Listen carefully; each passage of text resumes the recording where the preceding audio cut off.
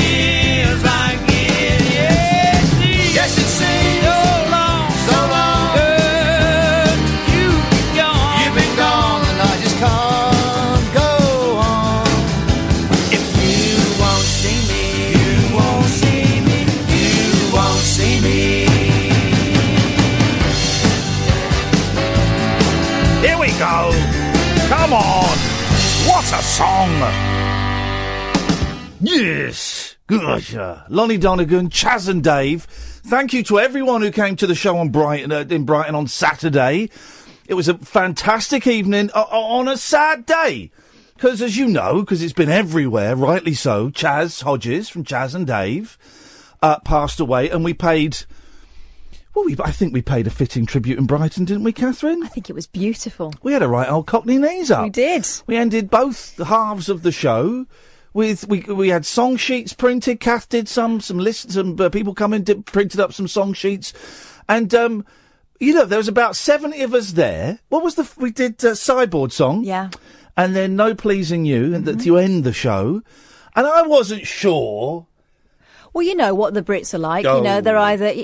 I was worried it was going to be like, shuffling the papers in church when there's three people singing and everyone else is miming. But no. It was mental. It was brilliant. Thank you to everyone who came and took part. You might have seen it on Periscope.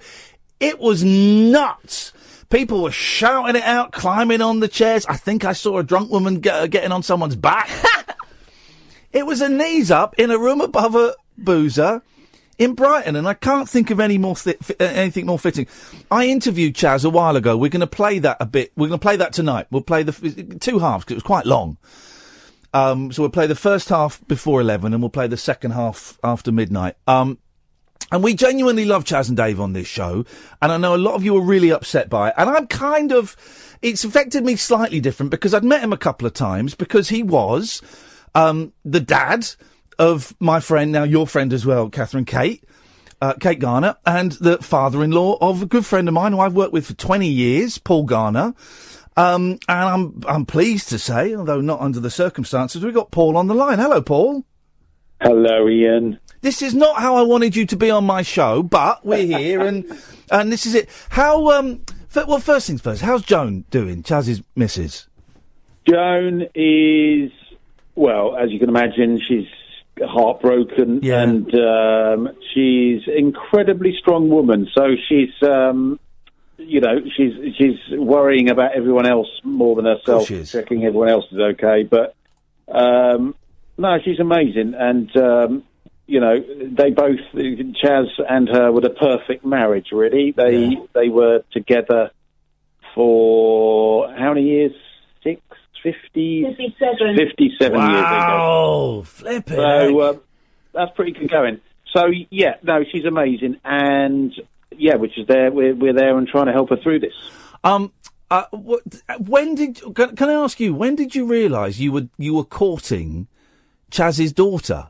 I've not asked you this before. What was the moment? Was there a moment you said, "Look, I've got to tell you who my dad is"? Yeah, it was when I asked why she had a beard and a hat and some braces. You silly sod. No. Do you know what? She sent me a tape when I was doing local radio, Ian. And she sent me a tape when I was on Chiltern Radio. The Hot FM. Yeah, God, you've still got it, man. I used to listen to the Hot FM. Got it. I don't know if it's appropriate for you to use this interview as an audition piece, Paul. Blimey. Not available in Northern Ireland. And she sent me a tape of her songs, which I thought were sensational, and I went to see her do a gig. Yeah, all right, let's leave that now. Okay, sorry. I went to see her do a gig in a pub in North London, and she was amazing, and there was a very recognisable man amongst the crowd who was Chas from Chas and Dave. Wow. So it was kind of like that. And so I sort of knew her dad way before I knew her, because I went and bought a couple of Chas and Dave singles when I was 11, 12, 13, and so I had them in my collection.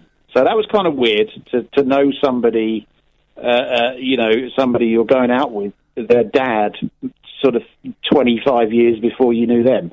What were the singles that you bought? The singles I bought, Rabbit. Yeah. And I bought the Sideboard song. Was that a single, or was that on the other side of Rabbit? I can't remember. But yeah, I got Ain't No Pleasing You. Yeah, that's a song, man. They are timeless, aren't they? Well, this is the thing. They are timeless. And, I guess there was a period when the cool people, or people trying to be cool, would kind of knock Chas and Dave. But I think that they're one of those groups where eventually everyone says, actually, yeah, I think they're really good. And I said this when I chatted to him. I think at their best, their songs are up there with Ray Davies in terms of capturing a particular aspect of Englishness. Well, I think you're absolutely right, because they never wavered from what they thought was the right way to go. They deliberately chose to do rock and roll music in their own accents when everyone else around them was doing it in American accents. Yeah. That was the kind of genesis of Chas and Dave, and they'd earned their right to decide what they were going to do, because for years both of them had been top session musicians. They played. Chas started out as a bass player and played on, so many hit records. He was the session bass player for Joe Meek. And he was the bass player for Jerry Lee Lewis. Dave played bass with many people, including Willie Nelson. Did he? Yeah, wow. and Johnny Halliday for our French listeners. So these are two very seasoned musicians who had a love of those old musical style songs that they grew up with. Chaz's mum, Daisy, was a pub pianist in North London, played all the pubs, and she taught him all those amazing old songs that Kate, my wife, now plays. Yeah. And it came from an honest place. They they started this because they loved music, and it just happened to become something that they earn huge respect and a living from. But it started because they wanted to play music, not because they wanted to be pop stars or anything like that. Oh, they were the most unlikely looking pop stars in the 80s, seeing them on Top of the Pops and stuff. You know, you got all your trendy bands, then you got two who seemed at the time old, probably younger than I am now, two old geezers with beards and hats and braces, you know, sat with a piano and a bass and a drum kit. What a weird setup that is. And they just, you know, they've never fitted in, but that's kind of their charm, isn't it? Yeah, but that's exactly what happens, you see, because the way they looked back then is pretty trendy now. I mean, Chas would be amazed at it. You know, I mean, it's hipster, isn't it? It's beards and braces and big boots. And they did it because that's what they had lying around the house. I tell you what's good as well is their songs are full of humour. And I remember when I found ages ago the song Don't Anyone Speak English Anymore, and you approach a title like that thinking, oh my God, what have they done?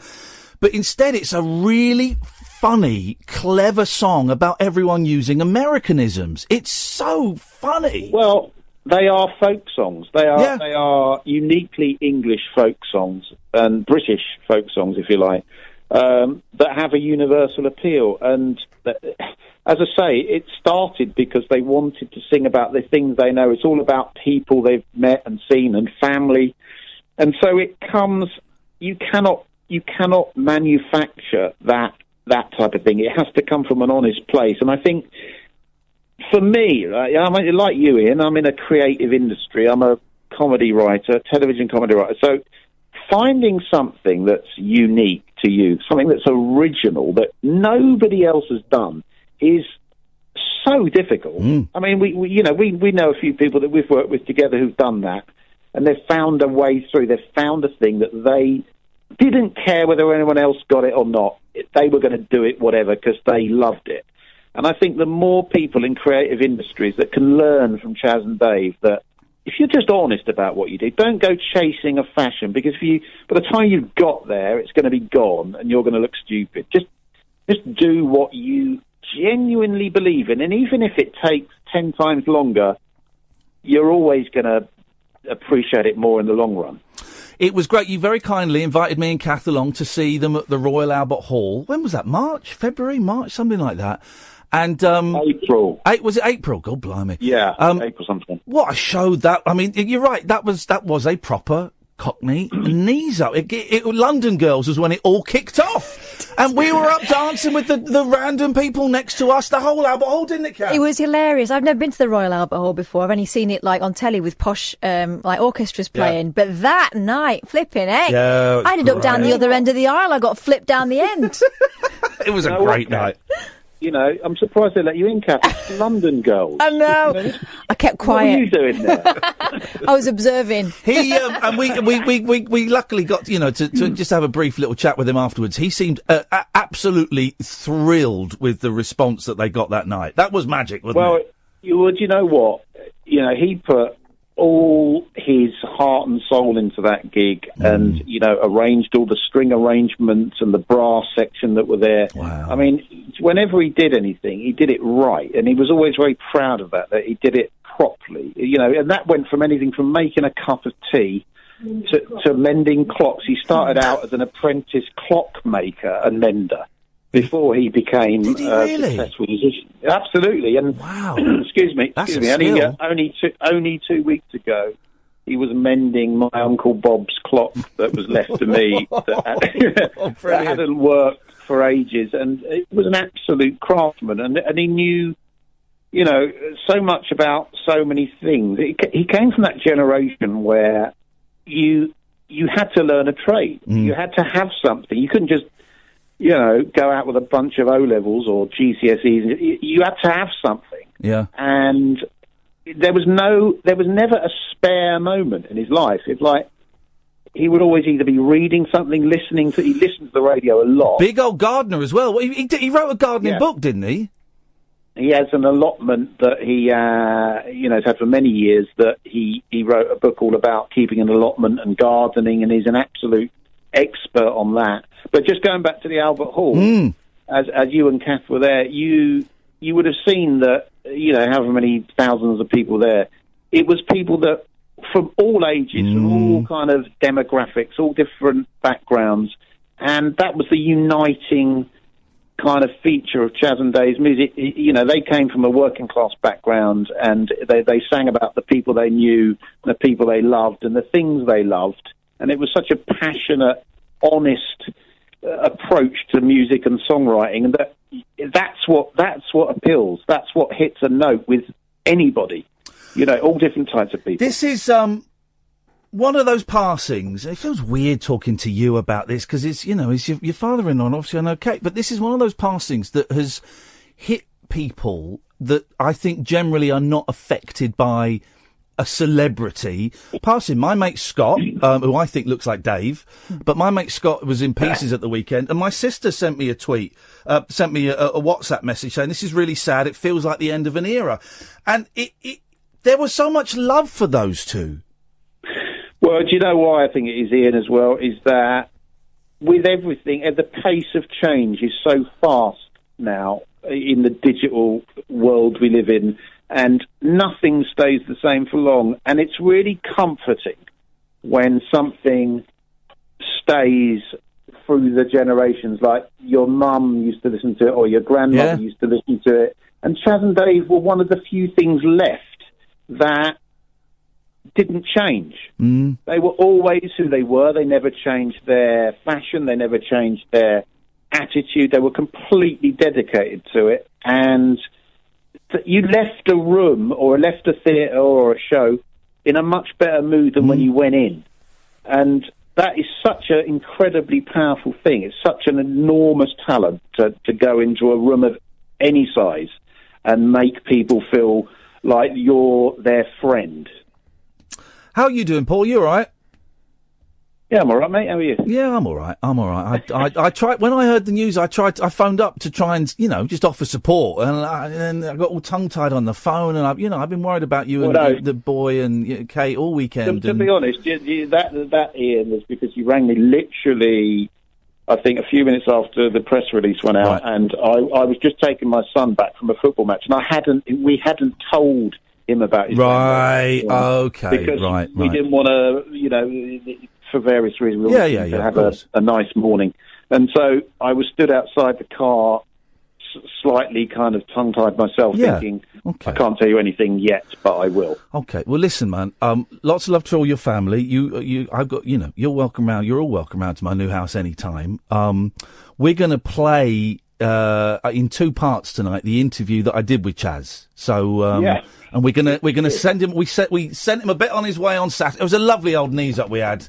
A lot of people shouting and singing Chas and Dave songs. So much laughter as well. Oh, it was great. It was really, really good. Yeah, that's the spirit of the knees up, my friend. Yeah. So powerful. Oh, yeah, Paul.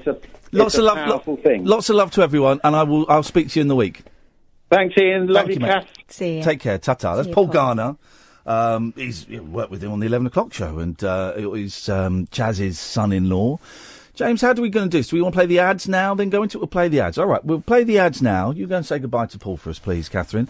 And then when we come back, we'll play the first half of the chat that I got to do with Chas in Paul's house, as it was. This is the late-night alternative with Iain Lee and Catherine Boyle. We're celebrating the magic of Chas Hodges, who passed away at the weekend, and giving him the salute and the tip of the trilby that he so deserves. This is Talk Radio. Across the UK, online and on DAB. The Late Night Alternative with Iain Lee on Talk Radio. So, I am in sunny Stevenage, just getting my stuff out of the car, here to interview Chas Hodges from Chas and Dave. I'm mates with his son-in-law, Paul Garner, who used to write on the 11 o'clock show. I've brought my ukulele, in case, quotes, right old knees up ensues. I'm quite nervous about this. I've met Chas before, a couple of times, very briefly. But he's an actual legend. Yeah, let's see how this goes. Now, Paul's had a bit of work done to his house, and I don't quite know how I'm supposed to get in. I think this is it. There we go.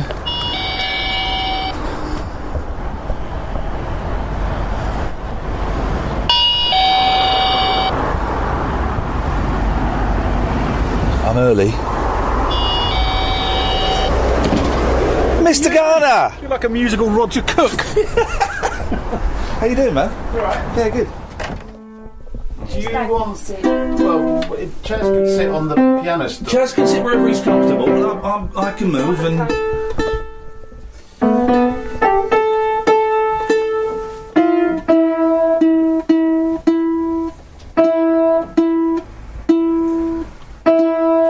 Can record all this sound like a proper muso. Yeah. We're tuning up now. How good is that thing? Is it like a proper surround sound? Oh, I could do it. It's not in stereo at the moment, but you could do it in stereo. You've got 6 tracks. Yeah. You can mix it live. Really? Yeah. Amazing. Takes any input. It's well worth getting. All the stuff we recorded in New York, we did it. We recorded the rabbit hole on this. Wow. How much are they? Is that yours? It's mine. It's about 320 quid. I think you can say like 2 grand. No, it's not. It's brilliant. To record the rabbit hole, we Right, I'll let you get on with it. Come on. I feel fine. Now my little dreams have all come true. Oh, Carolina, I have been so lonesome. Now I'm glad I've saved up all my money to come home to my old mum and dad. I'm coming back to you. Hey. Oh, mate, my ukulele's never sounded so good. It's a good one. It's a bit bigger than the normal It's one. a nice one, yeah. I've got it. There was a shop in East London, I think it might have closed now, the Duke of Uke. And they just used to sell, they were like ukulele experts, and you'd go in and it's... Don't know it. Don't know that one.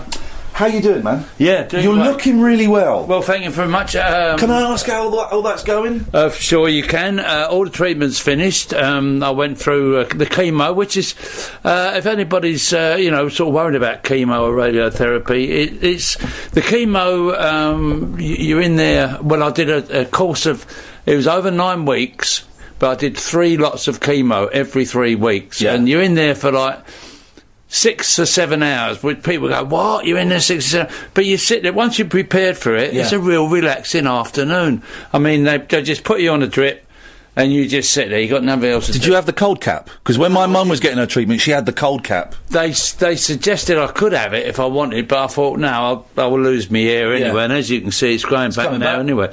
And it's gone back darker. Look, it wasn't as dark as that.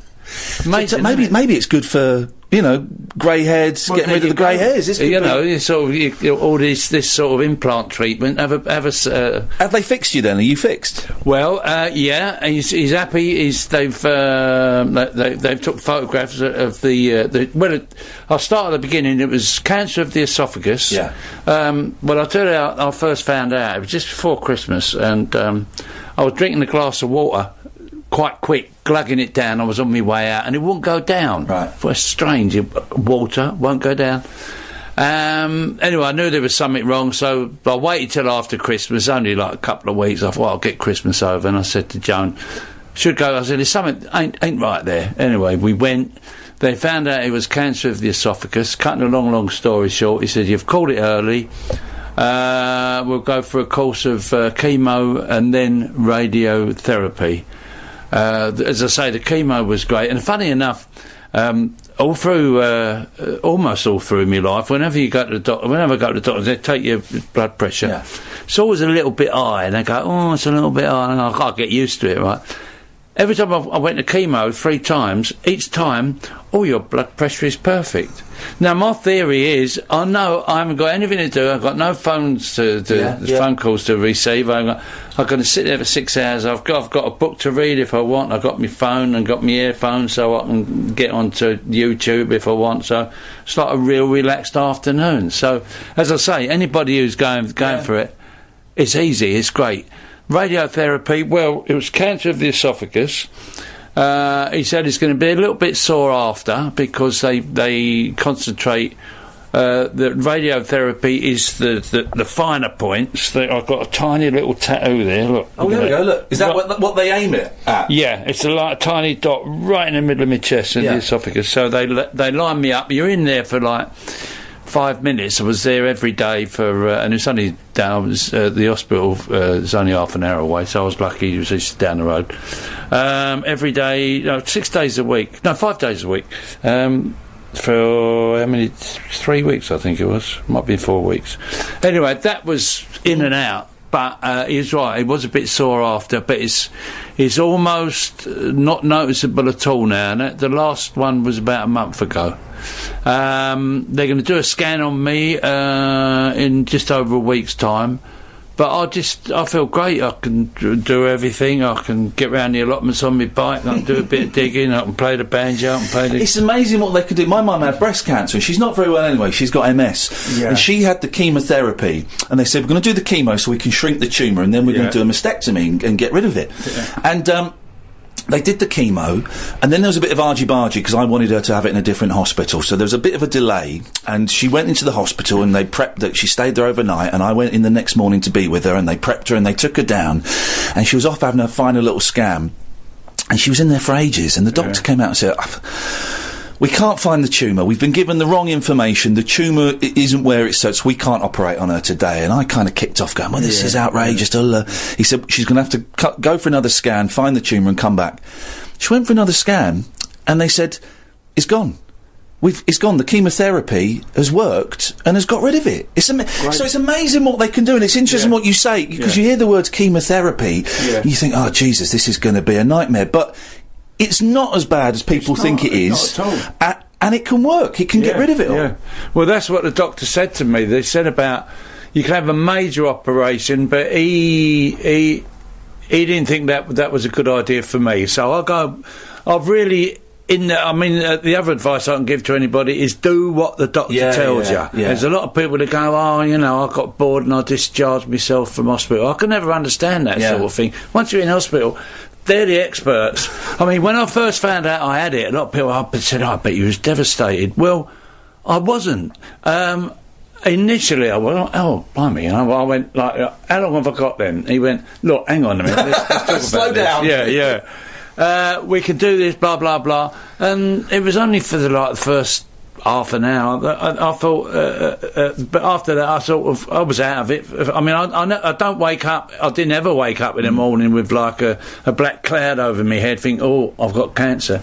My feelings was, I've caught it early, which I knew I did. I mean, that's another thing. Anybody listening, if you get any symptoms of any kind that you ain't sure, get down that doctor's. It ain't the same as our mums and dads' times, or their mums and dads, where it was like... It was a death sentence. It was. Do you remember people didn't used to say the word cancer? They it's got cancer. I know, you're dead never right. say it out loud. Yeah. I remember, my granddad had cancer, and he survived it, but I didn't know he had until... years after, my mum said, did you know Grandad had cancer? I did. I remember going to see him in hospital. But you didn't I don't know what he had. Yeah. So you're dead right. Good, well, I'm glad you're well and you look brilliant. Yeah, I feel great. Enough talking about that, because I want to talk about music. Yeah. How did you get started? What were you doing as a boy that kind of got you into music? Right, I come from a musical family. Music was really important, and when I look back, not a very well-off family, with North London and my dad was from Hackney, so we're not Londoners, but not very well off. And when I look back, I think like if you could play an instrument, you could earn money. Anywhere. My mum, she learned to play the piano when she was about 4 or 5. I found out all this out after. And my great grandfather, who I knew very well, and he was a clarinet player, but I never saw him play clarinet. I think he was I think he sold it and he had a penny whistle when I grew up. But great musician, and he apparently used to take my mum out round the pubs when she was 5 years old to play the harmonium. Really? He would set it up outside the pubs on a Sunday afternoon. Fantastic. And he'd play the clarinet, and of course, like a little girl playing the piano, you know, with pretty blonde hair and all that, get loads of dough. And as we'd talked about that, the harmonium, I remember this harmonium when I was a kid, and I loved it. And I remember coming home. I was about. Is that the one where you got to squeeze it as you're playing it? Is that the harmonium? Or no, is it pedal? it's a foot pedal, right. And this one was a real portable one. You could pick it up like a suitcase. Yeah. The sides folded in, and it had bellows when you unfolded it.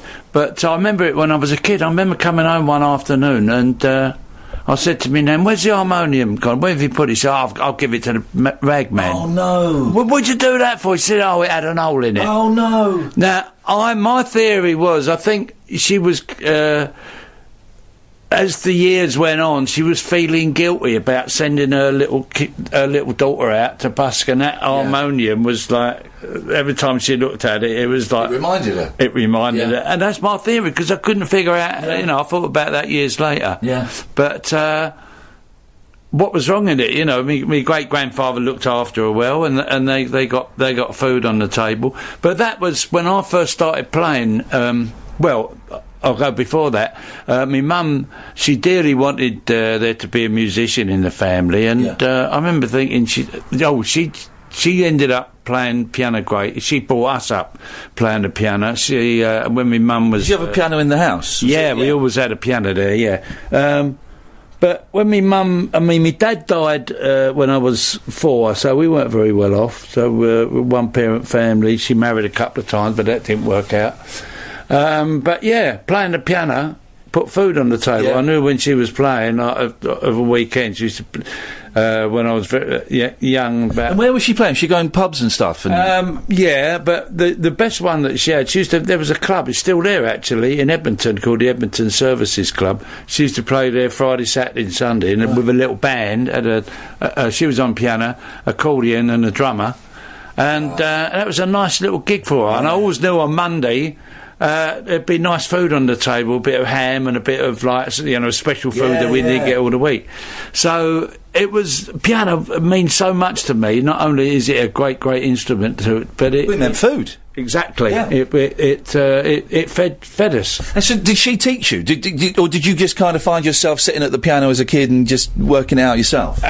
I remember her coming home. She was playing the piano up at a pub in Edmonton, and there was a real renowned piano teacher from Edmonton, and I can't think of his name, but he taught Mike Smith of the Dave Clark 5, and I knew Mike pretty well, and he was a really good piano player. Before I started, he was playing piano. I was playing guitar and bass, but he's a really good piano player. I can't think of the bloke's name. Anyway, my mum was playing up the pub one Saturday afternoon. I was about 9 or 10, I suppose. She came home, she went, I got some great news. She said, this piano teacher saw me playing, and he said, I don't know what you're playing, Daisy. He said, but you're a really good piano player. There's nothing wrong. He said, do you read music? He said, no, I'll play by ear. She said, well, he said, if you've got any kids, I'll teach them for nothing, for free. Wow. And she came home full of it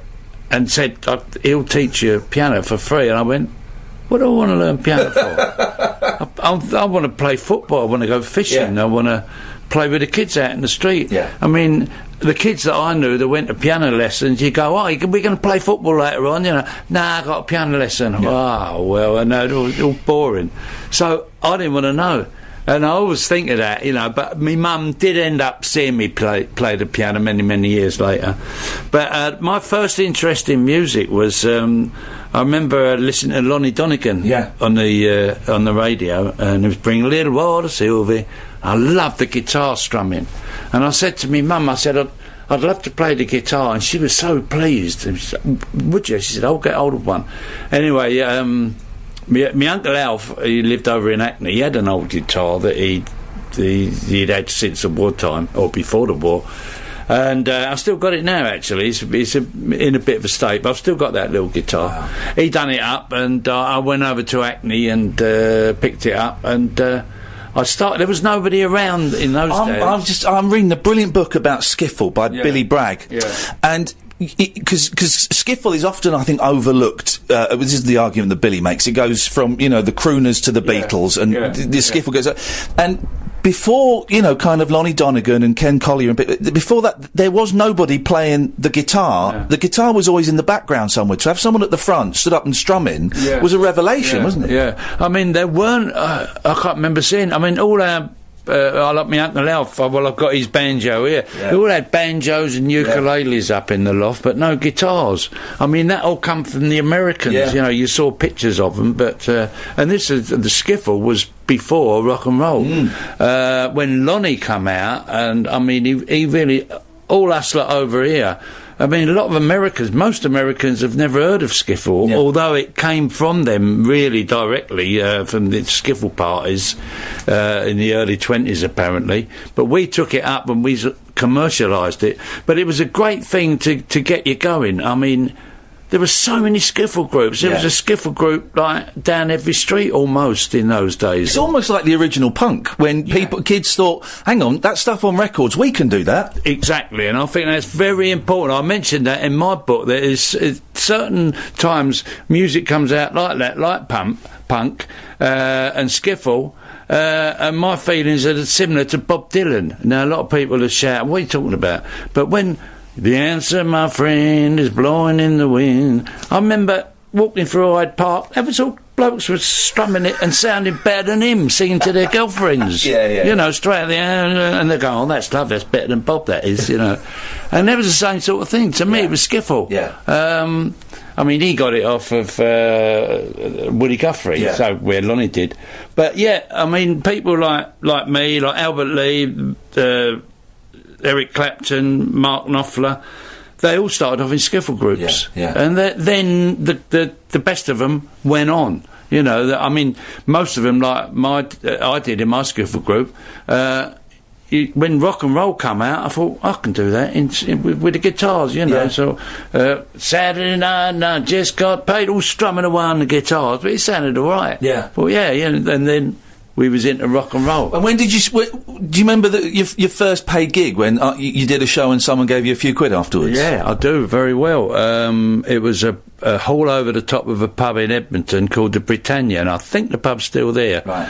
And in the skiffle group, and I can remember playing at the most fantastic night of my life, doing Bring Little Water Silver, and Pick a Bale of Cotton, strumming away. And the crowd was all dancing and cheering, and at the end of the night, the leader of the band come over and he gave me a £1 note. Oh, what's that for? Wow. He went, oh, that's for tonight's gig. What? And that really went ding in my head. I thought, this is the life for me, doing the best thing that I could ever dream of doing and getting paid for it. And that's what I'm still doing. When I said I was going to interview you, I've had about 5 people say, you've got to ask him about working with Joe Meek. Yeah. What was that like? Joe, I learnt so much from Joe. It was my very first recording. No, it wasn't. It was the first professional recording session. I was playing bass guitar then. I got bass guitar in 1959. And I joined a band called Billy Gray and the Stormers. Right. And once I got a bass, it was a brand new instrument. I was the first one in North London to have an electric bass. Every band wanted me, can you do a gig with me? I was earning a fortune. It's weird to think, electric guitars and electric basses, they've not been around forever. They're 50s inventions, and before that it would have been the stand-up bass, of course. That's dead right, which I do love, the stand-up bass. But bass guitar, if you knew a little bit on guitar, it weren't too much of a step to go on to bass guitar. And I love the sound of it anyway. And when I still was playing guitar, but... bass guitar I was playing in the band, and Billy Gray and the Stormers I joined in 1959 on bass. We went to Butlins for 3 months in 1960, which to me was like absolute heaven, just we were getting £20 a week each, which was a lot of money in 1960, and playing, doing what I wanted to do. Came back from there, the band split up, and I got a knock on the door from somebody I'd met, and he said, want to get the band back together again to back somebody who's got an audition with Joe Meek, and never knew what Joe Meek was. I said, who is he? He said, well, he's an independent producer, he's an engineer, he's had a couple of hits. He said, anyway, have a listen to this tape. And I thought it was Buddy Holly, and I love Buddy Holly, and it just sounded just like him. It was Mike Berry. Oh, right, yeah. So... the band was formed, and we became Mike Berry and the Outlaws. We auditioned at Joe Meek's. He loved the band, and we became his house band for a good 3 years. Really? The Outlaws, yeah. And where was this when he was doing it in his house? Yeah, in Holloway Road. And so everyone was in. Is this true? Everyone was in like a different room while it was going on. Well, it was a room about this size we're sitting in now, about 20 by 15, something like that. Foot. That's where all the band would be set up. Right. You'd have the drums in one corner, and he would put blankets over it to sort of mask, and blankets in the bass drum. But he used to put at least 2 or 3 mics, if not 4, on the drums, which was unheard of in those days. He would mic up the snare, mic up the tom-toms, mic up the bass drum. So the drums would be in the corner because that's got the most spill.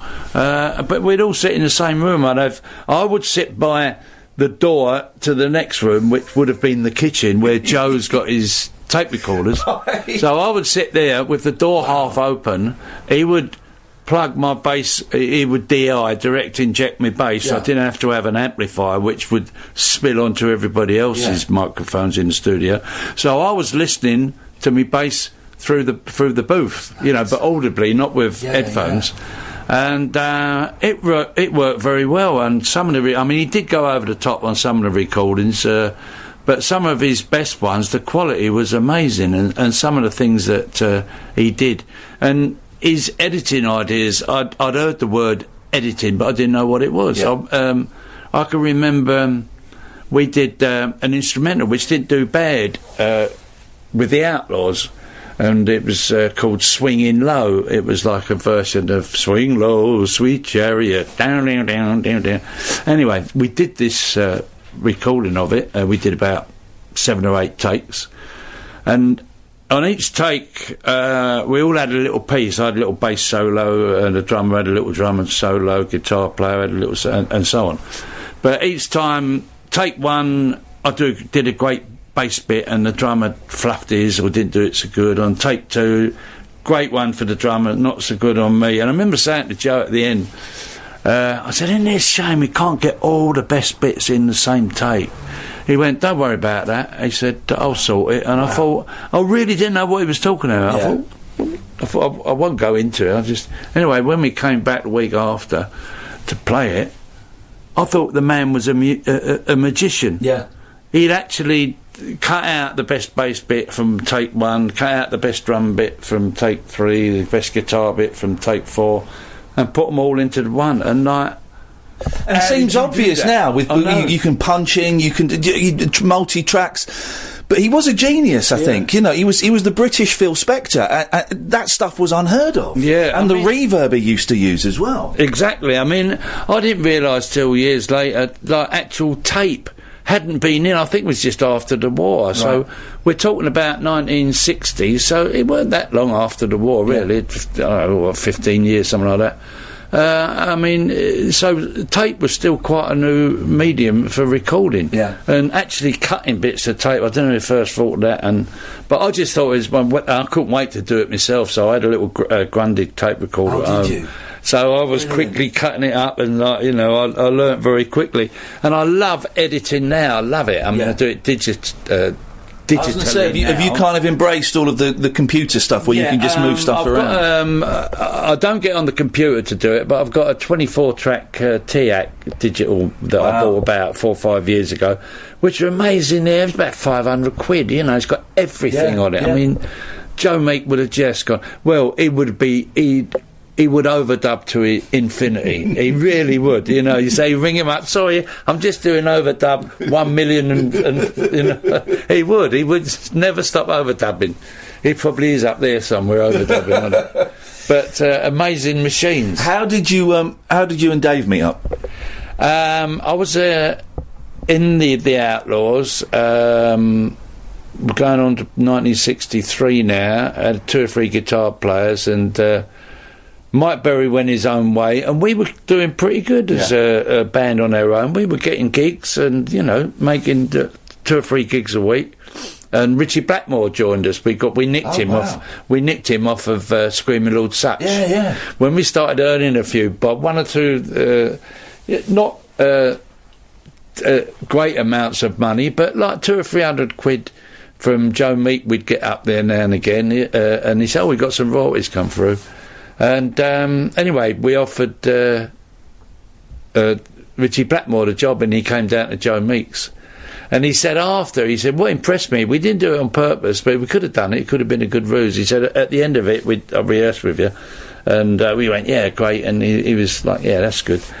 Joe Meek came in. Oh no, a guitar player came in. He said, "Oh, we've got some royalties for you, like 100 quid each."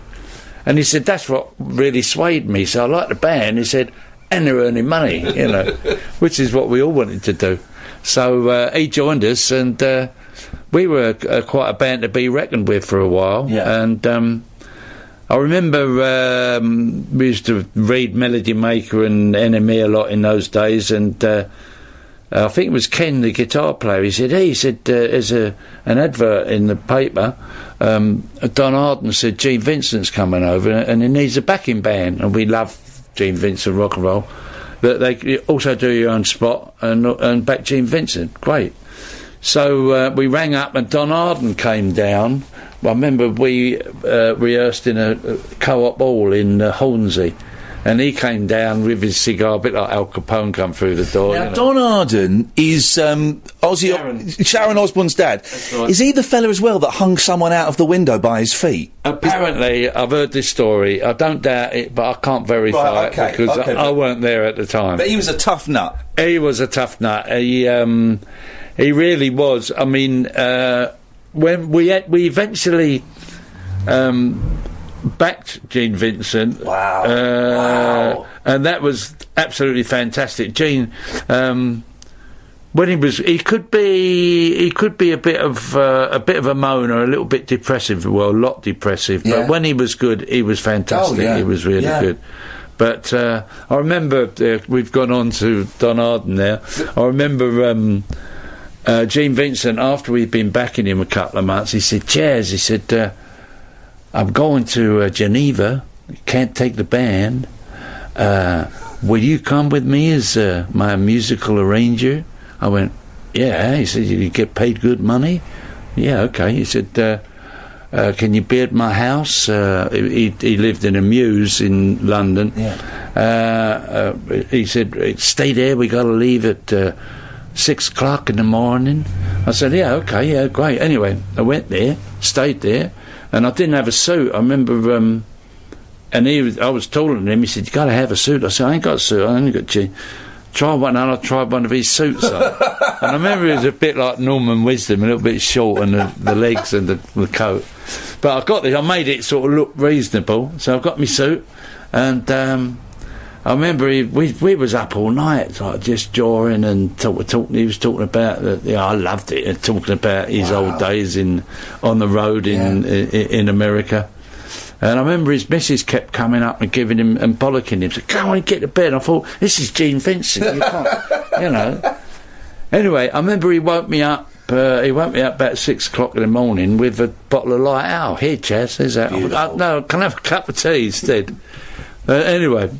Got my stuff ready. Next minute, bang on the door, the loudest bang you've ever heard, and with the loudest voice you've ever heard, because he could shout at Don Arden, "Gene, come on, we're late, let's go." And come in, and I'm stood there with my case, and Gene Vincent's got up, and he didn't even look at me, Don Arden. He went, "Who's he?" Wow. And Jean said, well, I just thought, Dan, we got no band, I'll bring chairs and chairs. Nobody's coming with you. Oh, no. It's all laid on. The band's laid on. Come on, the taxi's waiting. Out. Oh, no. And Jean Vincent just didn't even look at me. Walked out the door. I'm left there in the middle of some muse in London with in a Norman Wisdom suit and a suitcase. Off they've gone. That was it. That was the end of it. Oh, no. I still ended up back in G, and he said, I'm sorry, Chaz, I it's done, but that's what Don Arden was like. The radio show for people who know the best part of the day is the night. The Late Night Alternative with Iain Lee on Talk Radio. We'll get you talking. We're live, 10:57. We'll play the second part of that interview after midnight. This is Iain Lee. Catherine Boyle is here. Hello. Lovely bit of Chaz there. Don't worry, we can take your calls. Now we're going to go to the news in a minute, then we'll come back and we'll take your calls. 0344 499 1000 is the telephone number. You can give us a call about absolutely anything you like. Talk tonight about Brighton. Thank you to everybody who came to the show on Brighton. Wasn't that astounding? It was like being a former pop star playing the comeback circuit, wasn't it? I mean, it was a small venue, but the noise was incredible. They came to party and they were ready from the start, weren't they? I think they were drugged up. It was wonderful. If you watched it on Periscope or YouTube, thank you very much. If you came along, even more thank yous, and everyone who stayed around afterwards. Will go out as a podcast, I guess, in a couple of weeks. That'll be the Rabbit Hole podcast. So that was fun. Always love going to Brighton, even though the weather was a little bit ropey. Mm-hmm. But it was nice. We had a nice drive down there. Good food, good show, good laughs. A little bit rude. Got very rude, actually. It got very racy indeed. Racist. No, racist. Didn't get. We got a little bit racist when you started doing your impressions of different ethnicities. No, I had to draw a stop when you got to Japan, but that didn't happen. But apart from that, it was a lot of fun. Yeah. Yeah. We'll do that again, shall we? Yeah, we'll do it again. We've got a lot of shows coming up. I won't bang on about them tonight, but iainlee.com/event, including a show where we play games. And I said I'm not going to bang on about it, so I won't. But there you go. Have a look. So you can give us a call about anything. I want to talk to you about Dolphins talking. I want to talk to you about your favourite bits of graffiti. I want to talk to you about the television show 4 in a Bed. And I want to ask, did anybody ever actually, I know we don't normally talk about old kids' TV show, but there's a thing in the paper about Blue Peter. Did anyone actually like Blue Peter? That was just, and we were quite a snobby family, but even we thought that was boring, man. Boring. You can give us a call. It's the most popular late-night phone-in show anywhere in the United Kingdom.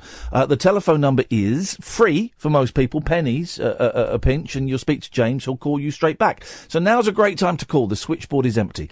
0344 499 1000. Call about anything you want. 0344 499 1000. We'll talk more after the latest news on Talk Radio. The Late Night Alternative with Iain Lee on Talk Radio. We have ways of making you talk. Mama phoned up last night, she was going spare. She was in a temper, pulling at her hair. Your sister's fault in a scruffy look, he said. Papa, don't give a monkey, and that's what he said. I don't care, I don't care, I don't care if he comes round here. I've got more beer in the sideboard here. Let Mama sort it out if he comes round here. I said to me, Mama, let me have a talk to Dad. So he comes to the telephone, it wasn't all fair. Says she's got no sense. I don't care, I don't care, I don't care if he comes round here. I've got more beer in the sideboard here. Let Mama sort it out if he comes round here. I'll tell you something else, you know he's never got a job. He hangs around the back shop, a lazy little yop. Mother says, calm down, Dad, he's alright. But they're out there snobbing in the passage all night. I don't care, I don't care, I don't care if he comes round here. I've got more beer in the sideboard here. Let Mama sort it out if he comes round here. If he comes round here, I got my beer. Let Mama sort it out in the sideboard here. Got my beer, let Mama sort it out. I don't care if he comes round here. He was a tramp with a stubble on his chin. He looks like something that the cat's brought in. Never got no money, smokes all my fags. Got holes in his soles and he's hanging in rags. On top of that, he said, I tell you why I got the ump. She had a skinny little belly, now it's sticking out the front. There's nothing since the fit. She's running out of clothes. And if he's been taking liberties to punch him on the nose. But I don't care, I don't care, I don't care if he comes round here. I've got my beer in the sideboard here. Let Mama sort it out if he comes round here. If he comes round here, I got my beer. Let Mama sort it out in the sideboard here. I've got my beer. Let Mama sort it out. I don't care if he comes round here.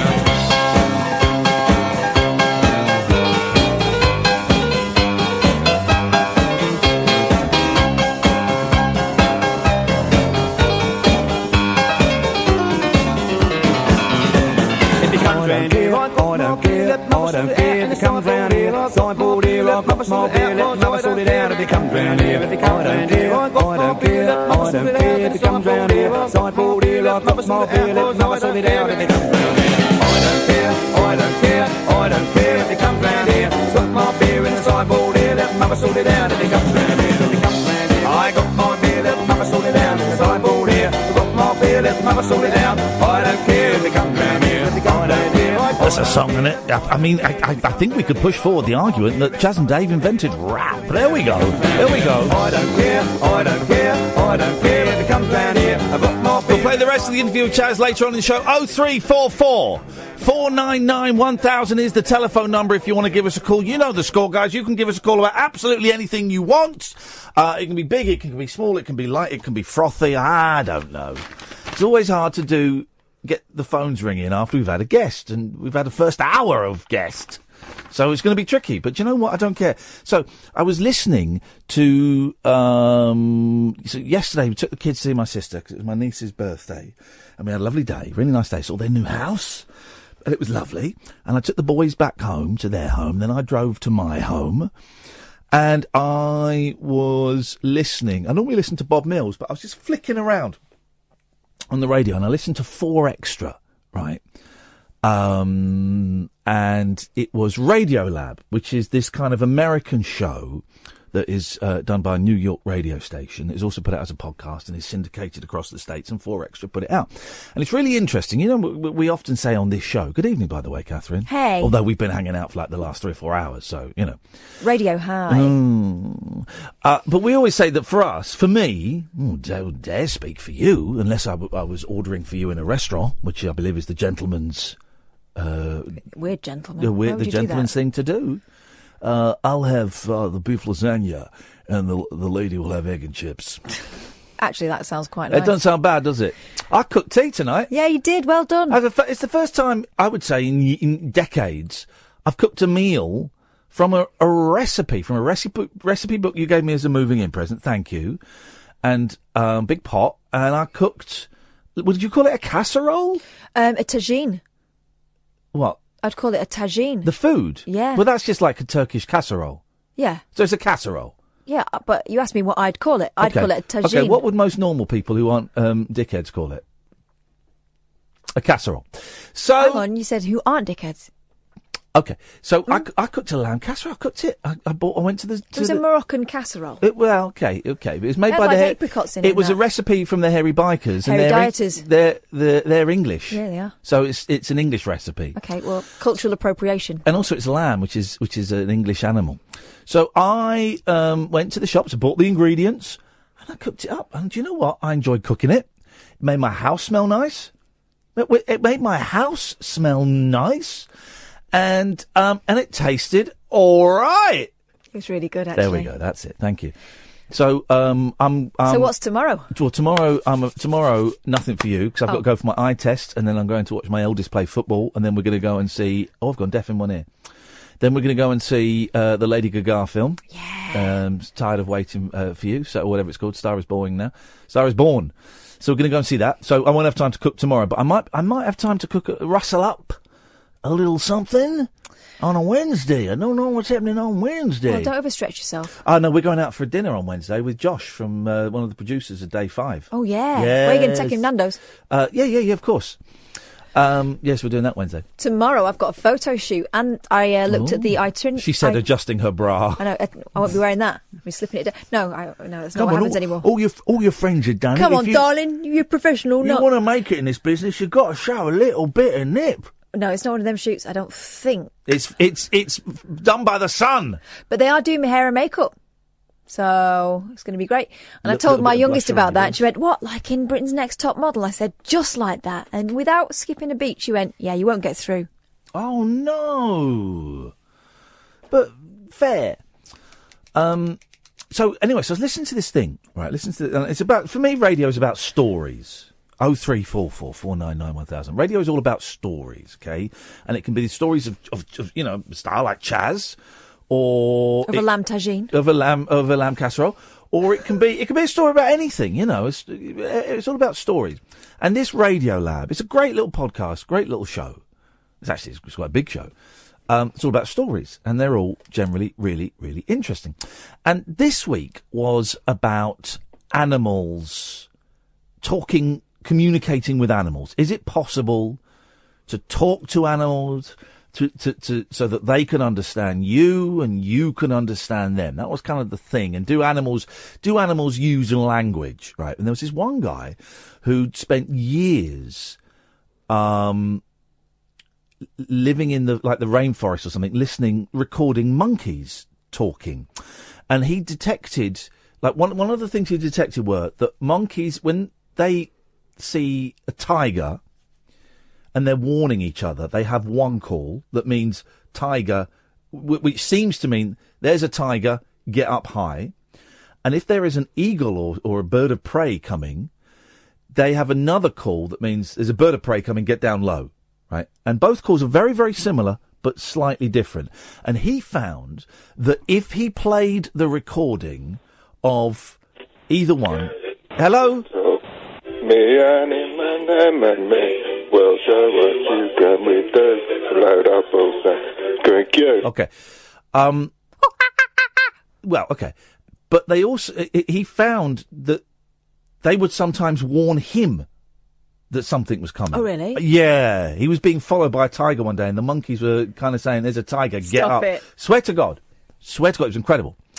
Then they had a woman who had, with the help of the guy that invented Google Glass, invented a machine that could talk to dolphins, supposedly. And you go underwater, and it will broadcast underwater. And for some reason, dolphins really like silk scarves. Oh, I know why. No, don't. They like They're silk kinky, scarves, aren't they? and they play around with it. And they have names. This is the thing. Dolphins have names for each other, and they will talk about. Now, this is one of the tests of language, is do they talk about things that aren't there? And they talk about other dolphins that aren't there. Oh, so concepts. Concepts. They don't, the woman didn't know if they talked about things in the past. That's another kind of test of language. She doesn't know if they did or not. But so she had this machine, and she would go and talk to them, but the machine, basically the end of the story is, spoiler, it didn't really work. And she's like, well, it's going to take another 50 years. She says she thinks the hello works, but she's not totally sure in that. And what I didn't know about dolphins, fascinating, right, is as well as talking, they sonar you. They see through sonar. But they can see your bones and your organs when they sonar you. Stop it. Yeah, they can see inside you. So what they'll do is, if you're in the water, they'll sort of circle you and sonar you. So they're all looking inside you. Isn't that weird? Perverts, I told you. But here's the other story, right? And it was this woman, and we're going to try and get her on the show. Go on. What? I was going to say, because you've heard about dolphins doing amazing things like rescuing people from sharks and stuff, and protecting children and pregnant. And I suppose they can see it. Then. They can see it. God. So, have you tried to get this next woman on the show? I've had a look. I've not looked as hard as I can. Okay, well, look, because I want this woman on the show because her story is amazing, right? So in the 60s, she was a young woman in the 60s. 64, I think it was. And she was kind of drifting through life and didn't know where she wanted to go and what she wanted to do. And she saw this advert for this animal research laboratory. She's like, well, yeah, do you know what? I like animals. I'm going to go and have some of that. And it was this psychologist, I guess, who was kind of way out there. And he was trying to teach dolphins how to speak English. Could a dolphin speak English? And so this woman, whose name escapes me, she ended up... Margaret Howe Lovett. There we go. She ended up in this specially built apartment that she shared for about 9 months with Peter the dolphin, right? And the apartment was made, was water, right? So everything was water. And there would be she had a wooden bed, like a plank that was suspended about she said about 2 or 3 centimetres above the water. And she lived in this place for 9 months with this dolphin, Peter. And he would wake her up in the middle of the night by splashing water on her and all this stuff. And so she tried to teach him English. Now, there are recordings of it. You've got to stretch your imagination to think it's English. But Peter tends to copy the tones. So she'll go 1, 2, 3, and he'll go wah, wah, wah. Yes, she tried to get him to say her name Margaret, but he couldn't. She's going, M's are really difficult for dolphins. So he would simulate the sound of the M by flipping around in the water and sort of muffling the sound. Blowing out of his blowhole to get the brrr, like an M. That was the closest he could get to an M. It's incredible, right? And then this psychologist wanted to. There were loads of these dolphins, and he gave all the dolphins LSD.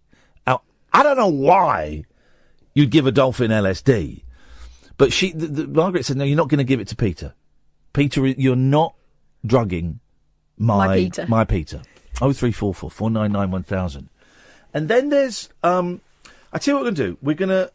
Cause it comes better if I can find the bit that she says it.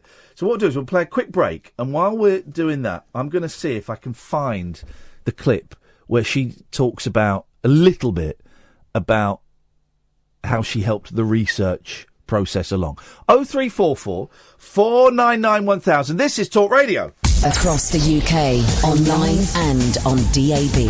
Access all radios. Talk Radio. Give it some lip. So I found the clip, right? So this Margaret woman is living with Peter the dolphin for 9 months, and it's actually got a really sad ending. We'll get to the sad ending into a bit, in a bit. Well, anyway, so this is what was played out on BBC Radio 4 Extra last night. It's from Radiolab, which is I thoroughly recommend you go and check out. You can get the podcast, you can find it online. But so hang on, let me just get the volume up here so you can hear it. So this is what happened. His funding had started to dry up, and when people heard about Margaret's work, they tended to focus on like one particular part of the story. Here's the catch. You don't have to answer, but a lot has been made of your sort of sexually engaging with Peter, and I just want to ask, because you don't seem like a shrinking violet, I just want to ask, is there anything you want to say about that?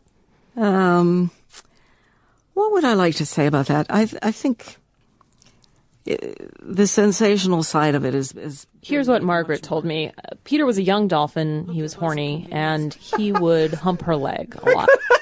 Why she asked the question and then told us what she said rather than letting us say it? That's the way the show is done, because her story would probably go on for a very, very long time. So that's the story I want to hear. No. Honestly, you should listen to the show. It's done brilliantly. I wouldn't, no. But the fact that Peter was a young dolphin and he was horny. That was great. Kind of like a dog might do, which was getting in the way of their work. So eventually I just said, the heck with it. And she'd use her hand to, And it would quickly satisfy him, and then we could go back to doing what we were doing. And I never really gave it another thought. I never thought, ooh, don't let anybody know. I never thought, ooh, this shouldn't be. But because of details like this and the drugs, this experiment became extremely controversial. There you go. I mean, she was, as the Americans say, jacking off a dolphin. That's outrageous. But he was a young, horny dolphin. That's what he wanted. But then there is a sad ending to this story. Yeah, because when all the experiments stopped, he got moved to a tank out of that apartment. He got moved to a tank in Miami, and apparently the lighting wasn't great, and he got very down, Peter the dolphin. Yeah. And he committed dolphin suicide. Wow. Yeah. He sunk to the bottom of his tank. They drowned themselves. And refused to breathe. And he's not the only dolphin that's known to have done that. Apparently one of the flippers, by the name of Kathy, did the same thing. So they just drown. So they get depressed. Yeah. So I've had enough of this. Get depressed. That's incredible, isn't it? Yeah. I've always thought it weird. Even as a kid, I don't like zoos. And even as a kid, seeing like dolphins in aquariums and things, you think, yeah, that's cute. I don't feel right. Especially if, and that experiment seems to back it up. Yeah. If they're supposed to be that intelligent. Yeah. Why would they be content to live in a tank when they're supposed to be out in the sea? I don't know, man. Apparently, cat owners might be more into bondage and BDSM than everyone else. Is that because of the cat poo? Yeah, it is. If you're a cat-owning woman, chances are that you've been called a cat lady at some time or other. This is from the Metro, implying that you'll die alone, celibate and surrounded by moggies. But it now turns out that old trope couldn't be further from the truth, because owning a cat might, in fact, be connected to a love of bondage and BDSM. They're twisting it slightly here. According to a new study, humans who catch a condition known as toxoplasmosis from their feline friends are more likely to be sexually aroused by their own fear, danger, and sexual submission. This will be getting Ken horny. The report is based on an analysis of over 36,500 people in Slovakia, some of whom have toxoplasmosis and others were parasite-free. It found that it claims to have found that individuals with the condition were more aroused by danger and sexual submission, suggesting that the preference might be a symptom of the infection. Of course, for the vast majority of people who enjoy BDSM, what's that, bondage? Sadomasochism. Is it domination? Bondage, domination, sadomasochism. I guess so. BDSM. Hey, you know, we say LGBTQ+. Plus. Right. So who are the queer? The Q is queers. Queer. Yeah. So who are the queers? I think, and I don't... It's a genuine question. I'm not saying it for a cheap laugh. I was thinking about it the other day. Oh, I don't know who is queer. It applies to people who don't fit into the other categories. Is that not plus? God, yeah. Because it's not Q plus, it's Q, comma, plus. They're two separate. I suppose I could Google this, but I've got a human internet of people out there. So it's not Q plus, it's Q, comma, plus. Isn't it? Mm. Okay, well, good for those guys. I think it's just they're trying to be super inclusive now because there are so many more definitions. As we should. Yeah. Of course, the vast majority of people who enjoy BDSM, their love of being dominated will stem from an inherent sexual urge. And even as the lead author, Jaroslav Flegra, explains, humans will always have some link between fear and sex. Always? This study isn't saying that cats are wholly responsible for every banker being flogged in underground sex dungeons. Not all sex dungeons are underground, guys. Some of them are in apartments. But what it is suggesting is that there might be a heightened relationship between those with toxoplasmosis due to the effect the parasite has on the brain and human. Yeah, because I read a thing about that saying that toxoplasmosis was more prevalent. Oh no, disorders such as, here's the thing, disorders such as schizophrenia, depression and anxiety are more common in people with toxoplasmosis, while other theories are that the disease can influence a person's level of aggression, extroversion and risk-taking. Yeah. This woman who's written this, she gets all the good stories. This is Ellen Scott. She wrote that, and then she's written this from Friday. Buying sweaty socks and sniffing sports bras inside the sweat fetish community. Now, I know that I think we're going to speak in generalisations here, guys. I think there's a gay. It's more of a gay thing to be into sweaty socks. I think there is a particular brand of homosexual. I think there is a within the Venn diagram of sexuality that there is a small group of predominantly gay men, I think, I stand to be corrected, that are into getting dirty socks that have been worn for 2 or 3 days and... Wow. All right, yeah, I get it. I don't need that. Hang on a minute, I'll do that back up then. Right. So there's that. And we've known for ages that some men, and again, I don't get it, will spend a fortune buying used knickers, panties. I've been offered money. No. Mm-hmm. No. Mm-hmm. James Whale? No. Okay. He's got previous. I haven't. No. Go on, when? Not by James. Oh, for your dirty pants? On this show, yeah. On Twitter? Well, yeah. Okay. But, I mean, I think that's where a lot of that stuff goes on. You know, Nobber got in touch with me again. Today. Of course they did. No, well, we'll discuss that later. But there are women who make a decent amount of money for it, and it's no skin off their nose, so to speak. But have a look on eBay, because I wonder if eBay stopped it. I think it's the kind of thing eBay... Obviously, you go to a website, you can get it. But I wonder if eBay stopped it. I'm gagging, thinking of someone sniffing a pair of dirty pants. No, I can't see it, obviously, but There'll be a code. They must have taken it off. 0344 499 Well, you do have to 1000. take them off, that's the Well, point. exactly. But that's a weird old thing. But hey, listen, if people can make money out of that, then good luck to them. If I people are wouldn't prepared to pay... Exactly. Smells, well, actually, all right, let's try and work it out. And we'll read this article in a second, Ellen Scott. Thank you for this. This is in the Metro, by the way. I'd rather they were buying them than nicking them out of my washing line. Or well, they'd be clean if they were on the washing line. True. They wouldn't want those ones. True. They'd want the ones from your laundry basket. Yeah. It's got, well, it's smell as, okay, so there's three things, actually. There's smell. I'm going to say something. There's probably taste. And there's texture. And there's the visuals of it, because a pair of nice pants are sexy. You can look at them and imagine, a person you fancy in them. They're sexy, right?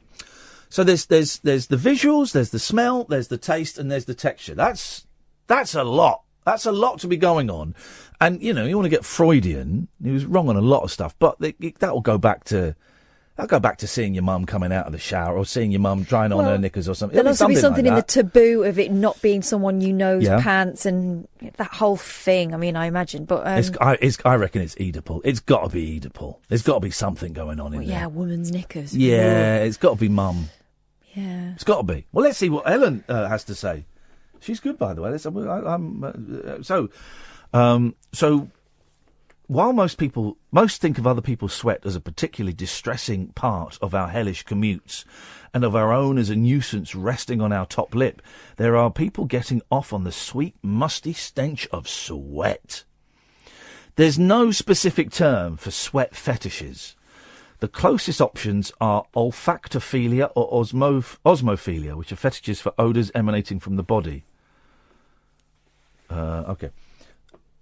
Pornhub tells Metro that over 5,000 videos on their site feature the tag sweat or sweaty, and these are viewed on average of 300,000 times a month. That's pretty good. On Instagram, the hashtag sweat tag has more than 11 million posts, a mix of workout videos and fitspiration with sexualized selfies and adverts for sweat-drenched socks.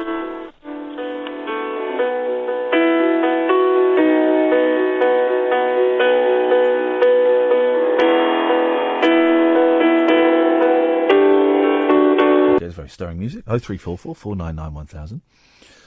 Here we go. Go to Twitter. Yeah. Hashtag sweat fetish. Oh God, really? Over on Twitter, people jump onto the hashtag sweat fetish tag to find buyers for sports bras and old trainers. Clearly, there's an appetite for sweat.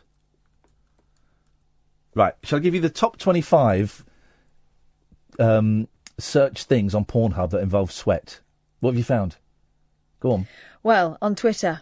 So I didn't realise this was being such a mucky show on Monday. I do apologise. Sorry about this. 0344 499 1000 if you want to steer it to something decent.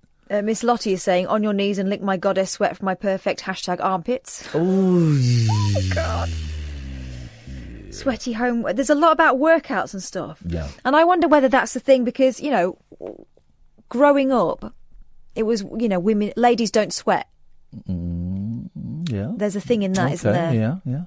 There is a thing in that. And that's why a lot of young girls apparently leave off doing sort of, once they finish school, they leave off doing exercise because they don't like this idea of being sweaty. Yeah. Okay. I've been seen being sweaty. What else have you got on Twitter? I'm not reading them all out, so I want to be enjoying it. Sent to them, obviously. It's, Johnny and Maya have sweaty feet. Hashtag sweaty feet. Yeah. Hashtag foot fetish. Hashtag souls. Hashtag foot worship. They're going for it. There's a picture I'm not going to click on. Okay. All right, go on, I'll click on it. Go on, what you got? Yeah, it's two women with the feet out. But there'll be. Let me have a look. Okay, so it's two women. Okay, but there'll be men. Play the video, and hover over the mute, and I'll hover over the dump. Okay, well, hang on. Because there'll be men that will be able to get off on that.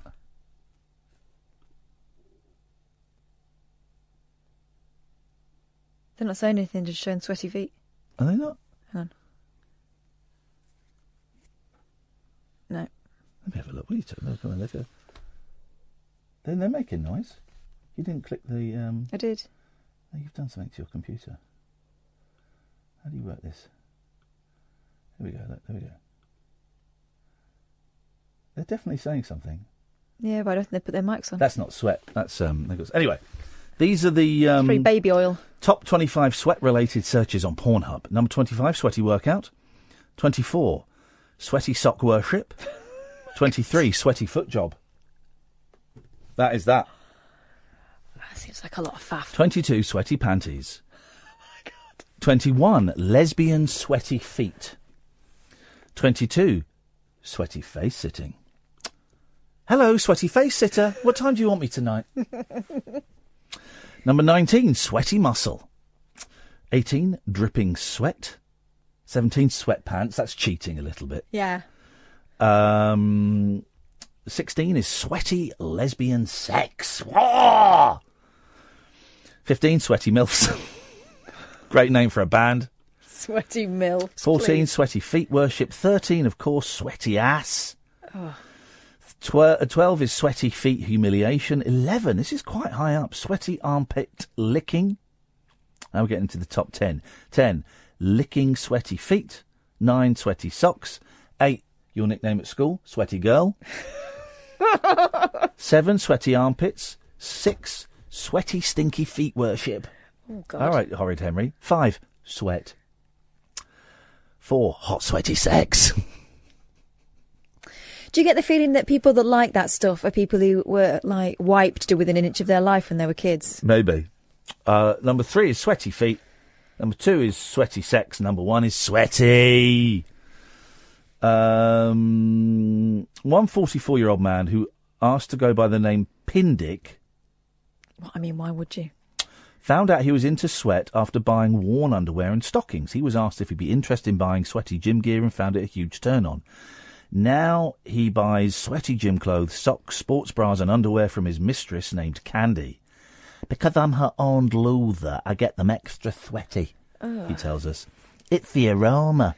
It's kind of hard to explain, but the scent just does it for me. Particularly sweaty panties. There's no better smell. The sweaty items I wear and sniff, and I also use them when masturbating. Oh, God. Inhaling the scent gives me a huge orgasm. There's little research into sweat fetishes, so the exact psychology of why people get off on sweat isn't clear. Could be related to pheromones. We know its scents can be arousing on a basic physical level. It's why certain... okay, here we go. Yeah, the taboo factor. Gosh. Anyway. Candy, 22, is a fetish seller and Pindick's mistress. She's making quite a bit of money simply by selling her sweaty clothing and dominating her customers online. So they're not even going to see her. She's sending them emails. I think she's got a sweet gig. I started selling my used underwear, and one day a customer requested I worked out in them, Candy tells us. This opened up a whole new door of fetish for me. But she doesn't talk like that. I won't discuss... How do you think she just talks to them? Probably talks like that. I won't discuss prices. That's why she's online. I bring in more money a month selling fetish items than I do working full time. I find the idea of my items turning someone on a turn on. The level of sweatiness in which she sells her items in depends on the seller. Some men just prefer a light sprinkle of bodily fluids, while regular like items completely soaked in the stuff. Good for you. Good for you. That was that's some story. 03444991000. This is Talk Radio. The Late Night Alternative with Iain Lee on air and off the leash on Talk Radio. 03444991000 is the telephone number. Good evening, Jerry. Hello. Hello, Jerry. How are you? All right. My cousin is my foot. He was in the fire service. So the socks and bathing uniform. Yeah. Selling what? When he was a fireman, he'd sell his sweaty socks to horny women and gay men? The ladies fight, especially in smoke-filled areas. So being fire sites where being Hang on. They would request the socks that he'd worn when he'd been in smoke-filled areas. I know, saying when they've been at collisions, they used. Dear God. What is the... We're going to hell in a horny handcart. What's about looking at the Dolphins? What's the operations there? Disgusting stuff. I wonder if I could sell my used pants. You could. Could I? Although women don't tend to buy them, but other fellas might. I don't mind selling it to members of the LGBTQ plus. Apparently, I've just been told that Giselle has just said that there's actually what is the full thing. And by the way, I think this is great. I'm not like one of those presenters who go, "This how many letters?" I love it. Add as many letters as you want. LGBTQIAAP plus. Wow. I love it. Keep adding to it. I want to include everyone, man. I say that women wouldn't be interested. I'm sure some women would. How much would you give me for my used pants, Catherine? No, thanks. £10. No, thanks. £10. No, thanks. Come on. I'm all right. I'll take them off now. No, it's fine. Jerry, do you want my... unusual you're wearing Jerry, them. let's start Ian's used pants bidding war. How much do you want? Yes. Offered Benny with tags. Yeah. Right. It's chilling. 5 minutes show. You can choose offer your underpants. And this is before we buy them. And you make chilling. Hang on, let me start again. You got an idea for a show where me and Kath do what? Pit social. Pit how people doing. Okay. Okay. I can't understand what you're saying. What to do with pits? I've got a feeling you're being filthy, so I'm going to cut you off, Jerry. Good night, sir. Up your bum. Got a feeling he's being filthy. 03444991000. By the way, everyone telling me about the guy who's doing a night of just playing Africa by Toto. Thanks a lot for listening to the show, because we know. He's coming on the show tomorrow at 10, and he's just messaged me saying things have progressed since that story went out. There are now 4 nights. So he's coming on. What's his name? Michael Savage. Michael Savage will be on the show tomorrow to tell us about that. So thank you everyone who's pointed that in my direction. You need point no more, guys, because we got it. We got it. One of my favourite bits... this Ellen Scott's page is incredible. There's a story about wedgies. How it turns people on. No, it doesn't. Come on. Oh, it does. We can't base the whole show on her things, but yeah. For most of us, wedgies are this is Ellen Scott. I've just tweeted her to say thanks for this in the Metro. For most of us, wedgies are the reserve of nerdy childhoods and bullying brothers, intent on causing you pain and embarrassment by pulling your underwear up so it digs right in between your bum cheeks. Mm-hmm. But for some, wedgies are a new realm of sexual thrill. Wedgie fetishes have strong ties to the BDSM community, offering a form of domination over the person getting wedgied. It brings back feelings from teasing and bullying as a child. So yeah, it ties into like adolescence when you're first getting your horn. Mm-hmm. First getting your horn. Anyway, it goes on and it goes on. Right. What was I going to say? I got trapped in a dress once, but I don't long to have that happen again. Did it give you a thrill? No, I was dead embarrassed.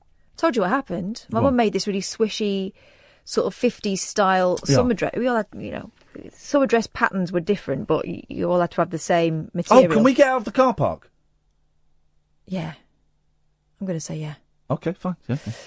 Anyway, so my mum made me one with a really swishy full skirt. Yeah. Right, which I thought was lovely, but one particular older girl thought would be hilarious to trap me in. So she got it from the bottom and trapped me in it like I was in a big paper bag. So everyone, all you could see out the bottom was my legs and my... Like a closed flower, like a closed tulip. Yeah, with kecks. With kecks. And that means little pants. legs flailing about, yeah. To me, kecks means trousers. Oh, kecks, knickers. Yeah, okay. Trapped in there. Now, maybe I was too young Did you ever escape? No. Okay. Still in there. Thank God. What? Nothing? That would be weird. I don't think I could live a normal life if I went on like that. My favourite bit of graffiti... Have you finished? Distracting. Yeah, I was just living out some childhood trauma, but fine, you're on to something else, okay. That's fine. Well, I tell you what, we'll play some adverts, then we'll sort out your childhood trauma, is that okay? I think it's over. You sure? We'll stop banging on about it then. Simple. The Late Night Alternative with Iain Lee on Talk Radio. We'll get you talking. 0344 499 1000. So one of my favourite bits of graffiti, everyone will have seen this, even if, if you've been on the M25, You'll have seen it. Give peas a chance. You seen that? Yeah, beautiful. It's gone. Why would they do that? Well, no, but here's the thing, right? It's gone. So this is a really famous bit of graffiti. Some M25 users have been left devastated. Well, that's a little bit too far. To find a treasured piece of road graffiti has been removed. A bridge between junctions 16 and 17 in Buckinghamshire, daubed with "Give Peas a Chance" graffiti, signified to many the fact they were nearly home. But Helch, Helch, has now replaced part of the graffiti. And one woman said she was overwhelmed to hear my favourite piece of public defamation has been defamed. That's a good line. My favourite piece of public defamation has been defamed. Network Rail, which owns the bridge... Is that the right word? Defamed? Yeah. Yeah, not really, but... Never mind. Defamation, yeah. Desecration. Yeah, that's probably better. In that case, this woman's an idiot. Network Rail, which owns the bridge, said it did not remove the graffiti. It is not known who or what Helch is. Peas was reportedly the name of a London... Oh, did not know this. Did not know this. Was reportedly the name of a London graffiti artist who daubed his name on the M25's only Edwardian bridge near Denham. The words "give..." This is great. I didn't know this. The words "give" and "a chance" were added later, with the amended graffiti thought to refer to his frequent arrests, according to an historic building report by Oxford Archaeology. A Facebook group to celebrate the graffiti has nearly 8,000 followers. And the person behind the group, who does not wish to be named, said the reaction has been heartfelt and devastated. He said, "It's a sign of being nearly home. It's a sign of family. People have been tagging sisters and brothers on the group and saying, 'Can you believe this has happened?' And the response is, 'Oh my goodness.'" Really? This is great, man. This is actually quite beautiful. Katie Stileman, who lives in Oxford but grew up in South London, said the bridge was, quote, "a regular feature of Christmas, Easter and summer visits to grandparents, a homecoming banner, a glimmer of hope in the darkest of car journeys." That's a great line. Also, the first person to spot it and call it would win a penguin biscuit from the front, she added.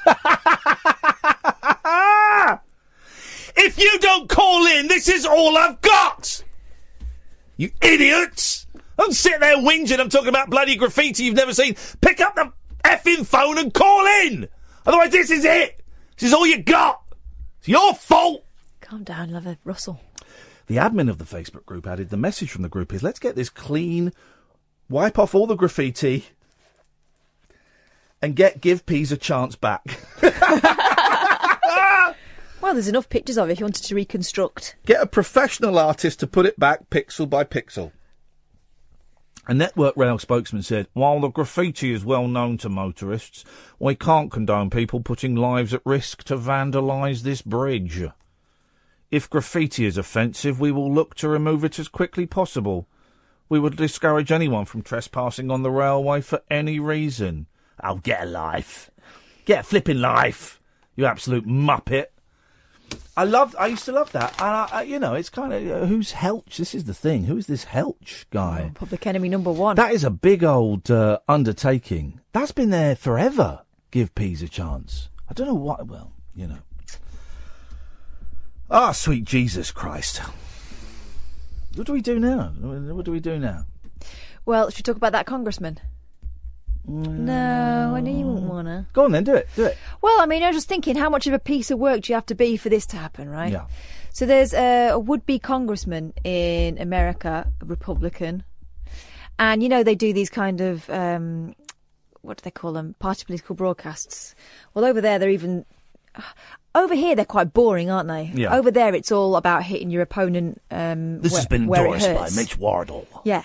So this particular advert, it's about 6 different people, and they're all talking about how this particular congressman is rubbish, doesn't do anything for you, don't believe that he acts in the interest of the public, he's an awful, terrible man.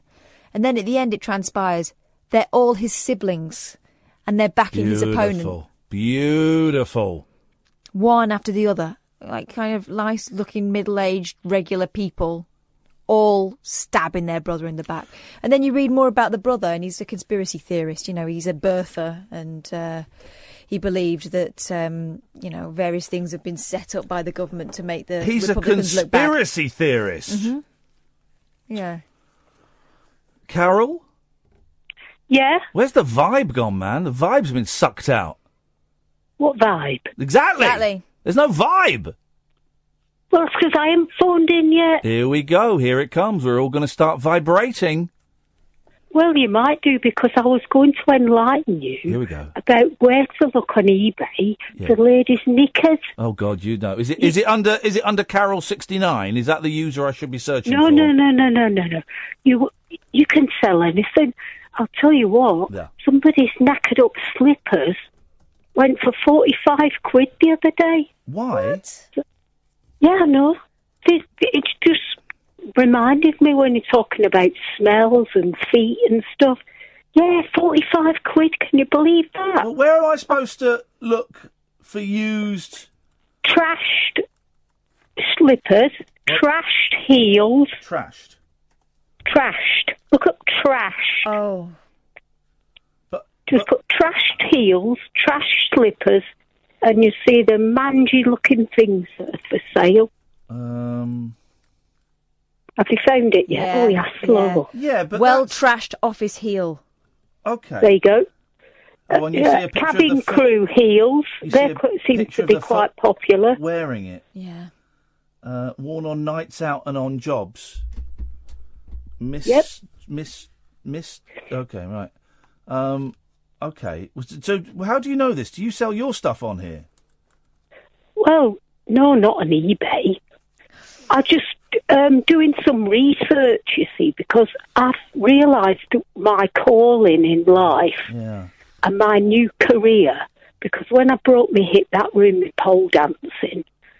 And so I'm not very good at being a criminal because I keep chatting instead of robbing people. So I thought, well, that's no good. Yeah. So I thought I could be a Miss Whiplash. Oh, what do you reckon? Sweet Lord. But you mean whiplash as in bad neck? No. You're like dominatrix. Go on then. Lady. Go on, a dominatrix lady, you say? Golly gosh. Yeah.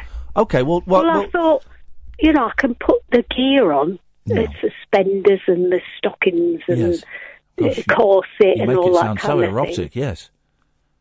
Well, my friend's sister-in-law, she lives in Australia. Yeah. She's made a mint out of it. She's got 2 houses and her own poodle parlour. What? Whoa, hang on a second. Is the poodle parlour a euphemism, or does she actually parlour poodles? No, she owns a proper dog thing, a dog... Don't be rude about her like that. salon. Come on, she's just trying to earn a living. Well, she has. She's done really well. I thought, Carol, you could do that. Yeah. And I was just ambling through the charity shops like I do, having a look round. I found one of them riding crops, that with a little tassely bit on the end that they whack the hot. I thought, it's 3 foot long. I thought, that'll do. Yeah, that'll do. I thought, that'll be good. But being a dominatrix lady, there's... Yeah, no, I could be really good. What you do is just, boss people about. Well, go on then, let's do it, let's hear it. Well, Iain, why haven't you finished cleaning my toilet bowl with that toothbrush? What have I told you before? I'm sorry, miss. I was too busy. Mistress. Mistress, if you don't mind, please. Okay. Don't call me miss. It's mistress to you. Okay, and... What do you think? Do you think I'd be good at that? Terrifying. If anything, it shriveled. I don't care, because... Hang on, do people really get... Hang on a minute, that's the myth, isn't it? Do people really get turned on being ordered to clean a toilet with a toothbrush? Yes, they do. Seriously. I've seen Eurotrash, they lick it clean. Strange. Hang on, Carol, clean your luggers out. Shut up! Shut up! You shut up!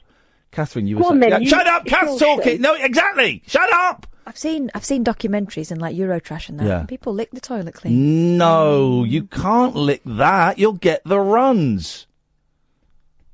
Well, it's cleaner than your kitchen top on some time. No, it isn't, because I don't shit on my kitchen top. Oh, my God. But I do that quite regularly in my toilet. Yeah, I know. But they do I say did once, actually, on my kitchen top. Yeah. that your toilet seat is cleaner than your kitchen top if you don't use this certain cleaner that cleans 99% of germs and bacteria. A subby's tongue. You've lost me now. Yeah, okay. Thanks for the call, You have to Carol. get used to the parlance. Felt like Carol, we were, if you're gonna do this. talking through a delay system there. And that is just a tired old brain. Alistair, stay there. 0344 499 1000 is the telephone number if you want to give us. It's a Monday. We're going to play the second part of the interview with Chas Hodges in a little bit. The vibe is kind of bouncing around on the bottom, and that's fine. That's absolutely fine. We can deal with that. We can work with that. If you do want to give us a call, though, and steer the show into a different direction, you'd be very, very welcome. 0344 499 1000 is the telephone number. It costs you pennies, if anything. You speak to James, he will take your name and number and give you a call straight back. So far, we've talked about dolphins, graffiti, dominatrix ladies. I don't know if that's actually the correct term. You're right, you're yawning a lot. It's only slightly off-putting. It's only slightly off-putting having you yawning while I'm trying to entertain. Listen, I'm the human. masses. Okay, I'm human. Okay, maybe go and have a little walk around in the fresh air. 'Cause it does take the vibe a little bit. Okay. Thank you very much. Across the UK, online and on DAB.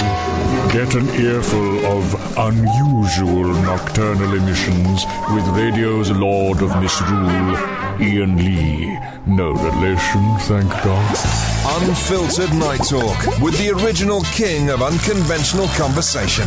The Late Night Alternative with Iain Lee on Talk Radio.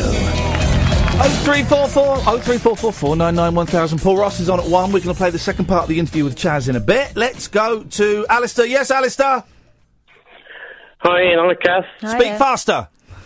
Okay, so... faster. Basically, faster. Speak faster, seriously, man, because there's no vibe in the show, and so we can't have any VVs, vibe vampires on, so you got to speak fast. Okay, I nearly had a wobble tonight. Well, I did have a little wobble, but I got through it. I'm okay. Congratulations. I pressed my virtual stop button on the chair. Yeah. The other thing was, I've been looking at some old box sets on all four, and I was wondering if you saw the original of GB8 when it was... Speak into the phone! I am speaking No, into you're the phone. not! You were not! It went all muffled! And then when I told you to speak in the phone, we could hear you! Yeah, I watched it. I didn't watch it when it first came out, but I started it last year and couldn't get into it. But Michael Palin, he's put the phone down.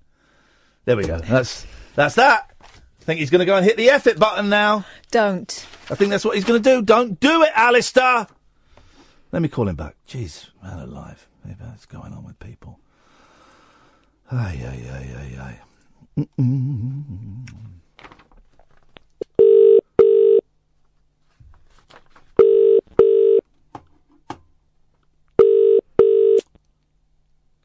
This is it, man.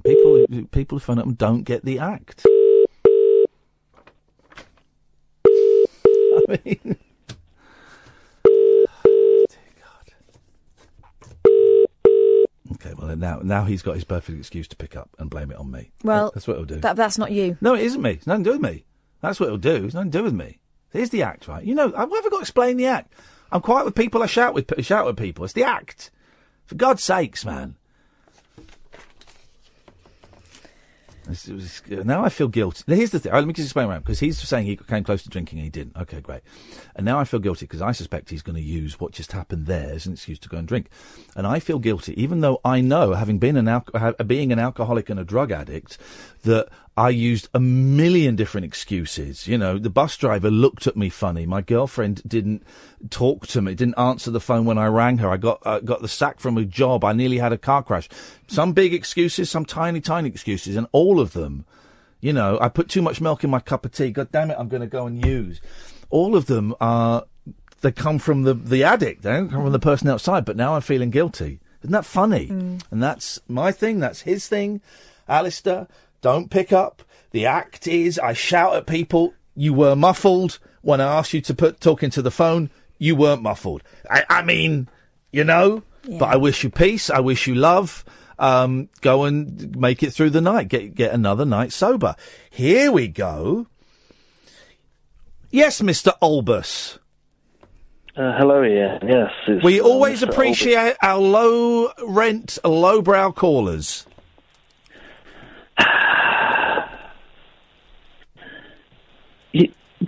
I've been listening for the last year and a half. I'm not talking to you unless you tell me your name. Andy. Okay, let's go with Andy then. Yes. Keep that as it is. Leave that as it is. Yeah, yes, Andy. Let's go with this, Andy. I'm just waiting for when your show is going to become less lowbrow. The thing is, I like lowbrow. You're the one that's offended at being called lowbrow.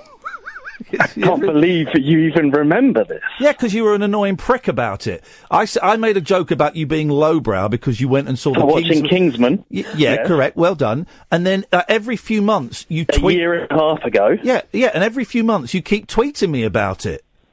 Tweeting? I've never. Yes, tweeting. You've never tweeted me about it. A year and a half ago, I did. No. You've done it more and then recently. You banned me. No, I didn't ban you. No, I didn't. You banned yourself. You need to listen. Ban anyone. Yeah, I can do. It's my show. Ban who I want. You're not banned. No, I'm not banned from your show. I mean, from Twitter. I blocked you on Twitter, did I? Yeah. Yeah, fine. I can block who I want. That's my. Can. Yeah. Well, literally, I can. That's my prerogative. So thanks very much. Of course. Yeah. No, I'm not giving you permission. Of course, you can ban anyone. Yeah, of course I can, and I do, and I ban idiots, and I ban idiots, and I blocked you. Anyway, you what blocked was me because you said you called me lowbrow. No, I blocked you because you kept going on about the lowbrow thing, man. Get over it. So you like the Kingsmen? That's great. That's fine. You like lowbrow films? I've not got. I like lowbrow films. I like highbrow films. It's fine, man. It's 18 months ago. Get over it. Name a highbrow film, then. Excuse me? Name a highbrow film. Why? Well, I want to see if what you think is highbrow. Seventh Seal. Okay, I'll give you that one. Thanks very much. Okay, now what have you called in for? I just wanted to know that I'm still there, worried about this lowbrow thing that you called me. I found it very insulting. The thing is, this guy means it. 18 months ago because he saw Kingsman. This guy means it. Jeez. It's a full moon tonight, guys. It's a beautiful, low full moon. I've had enough.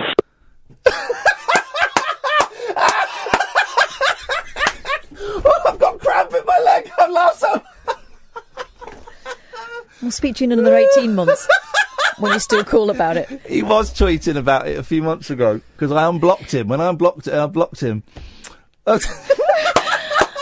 mean, come on. Oh, man alive. Can someone send me his Twitter handle? Because I want to go and look at his Twitter feed. Alistair, don't drink, man! No, I'm not going to do. I'm sorry I couldn't pick up the phone. All right, just listen, man. The act is I shout at people. Don't be offended by it. All right, mate. I'm sorry. I hung up Don't on be you. offended by it! Don't be offended. Okay, bud. All right, take care, man. Stay sober. And you. Goodbye. Isabel! Hi. Hi, Isabel. Hi. I don't think his real name was Andy, by the way. I don't think his name was Andy either. I think he just had a book of babies' names. And he chose opened the it, most lowbrow He one. opened it at A and went for a very lowbrow name, Catherine. Yes, he did. Well done. Eyebrow film? Sorry? I thought you said eyebrow film. Oh, let's think eyebrow film. Anything with Brooke Shields. Yeah, Brooke Shields. Yeah. I don't really know many eyebrow people. Colin Farrell. Colin eyebrows, Farrell, yeah. Is he related to Mia Farrow? Teen Wolf? Teen Wolf! There we go! Eyebrow films, guys. If anybody, any local radio shows want that, then they can have that. By the way, we got some news about the logbooks, which I'll tell you hopefully at the end of the week. There's a story with the logbooks, but at the end of the week, I'm hoping I can tell you, okay? But I can't, don't want to say anything now, because I don't want to, scare people away. Right. Right, anyway, Isabel, what can we do for you all the way in the United States, Tennessee, the United States of America? You know that thing that says, give Pez a chance? Give Peas a chance, yes. Yes. I remember when every time we went to the airport and we went back, we always used to see it. Yeah. It was a classic And bit then- of graffiti. And every time we went past it, I just said, there was that, and my grandma and granddad were like, what's what? Oh. And Do they have? They don't have graffiti like that in America, do they? Because the cops have got guns, and if you get caught graffitiing, Yeah. you get bye-byes. yeah, I saw this thing, and a minute ago, I went past this man, and he was talking to this police officer, and he had his hand like he was telling a secret. Oh. And the police had a gun in his hand. Yes, it's a scary old place over there, man. It's a scary. Do you feel scared, Isabel, with all the guns that the police have got? Sometimes, because there's a thing called a lockdown drill here. Oh. And what happens, it says, this is a lockdown, code red. And we have to, hide under the desks and stuff. Hang on, remind me how old you are, Isabel? 10. You're 10, right. You say the lockdown, is this in school that you have to do this? Yes. No. Yeah. So you like have to we'd do a have break. like a fire drill where the fire alarm goes, you've got to file out and go and stand in the playground, the teacher takes the register. Yeah. You have a lockdown drill. Yes, and so, there's, our school's fully guarded, but, they still protect us, and it's all gated up, and, they lock the doors, we have phones everywhere. Today there was a test about it. Yeah. What, a written test? No, just this man saying, this is a test, this is to warn, to keep you safe. Now, you know that you're safe in school, right? And you know, things happen, but they happen so rarely, and there are so many schools in the States, and of course, we only ever hear about the bad things. We never hear, there were 1 million schools and everything went smoothly in all of those. You don't hear that, so you know that you're safe. But do I think there was a tornado drill. There was an actual tornado test, and not like a test. It was actually a real tornado thing. Oh my! And we were in the middle of talking in Spanish, and suddenly I heard this thing. It sounded like wind. It was like, ooh. And I was like, "You sure that wasn't a ghost drill?" But then everyone was like, just go downstairs quickly. I'm like, what's happening? Yeah. And everyone started crying. I'm like, what is this? And we went downstairs, and they said that there's a tornado. And I got freaked out, and I started crying. And then they put a blanket over me, and they gave me a mint. Oh, And here the we go. freakiest thing That's how to get the blankie was and the that sweeties. There was a teacher, and she said, listen. And then she started playing a recorder, and the children started singing. It was out of tune. Oh God, It that's was like a horror movie. put me out with the hurricane, please. Let me go meet the shooter. I don't want to stay in here listening to kids singing and a recorder playing. Oh man, it's a different world. Isabel, listen, I have to go because I'm really late for the adverts. The logbooks are coming back this week, and when they get back, is Isabel next? Yeah, I think Isabel so. is next. Okay, we'll send you one of the logbooks, and we'll be able to kind of tell what's happened. Thanks for sharing that, Isabel. That's fascinating. Thank you. Thanks a lot. Bye-bye. Bye. What a lovely young person. Oh, we'll talk about that in a Bless her second. that she has to worry about that stuff. 03444991000 Talk Radio. The Late Night Alternative with Iain Lee. Unfiltered Night Talk with the original king of unconventional conversation on Talk Radio. We have ways of making you talk. Isabel's 10. Moved to Tennessee. Imagine your eldest is 10, isn't she? Yeah.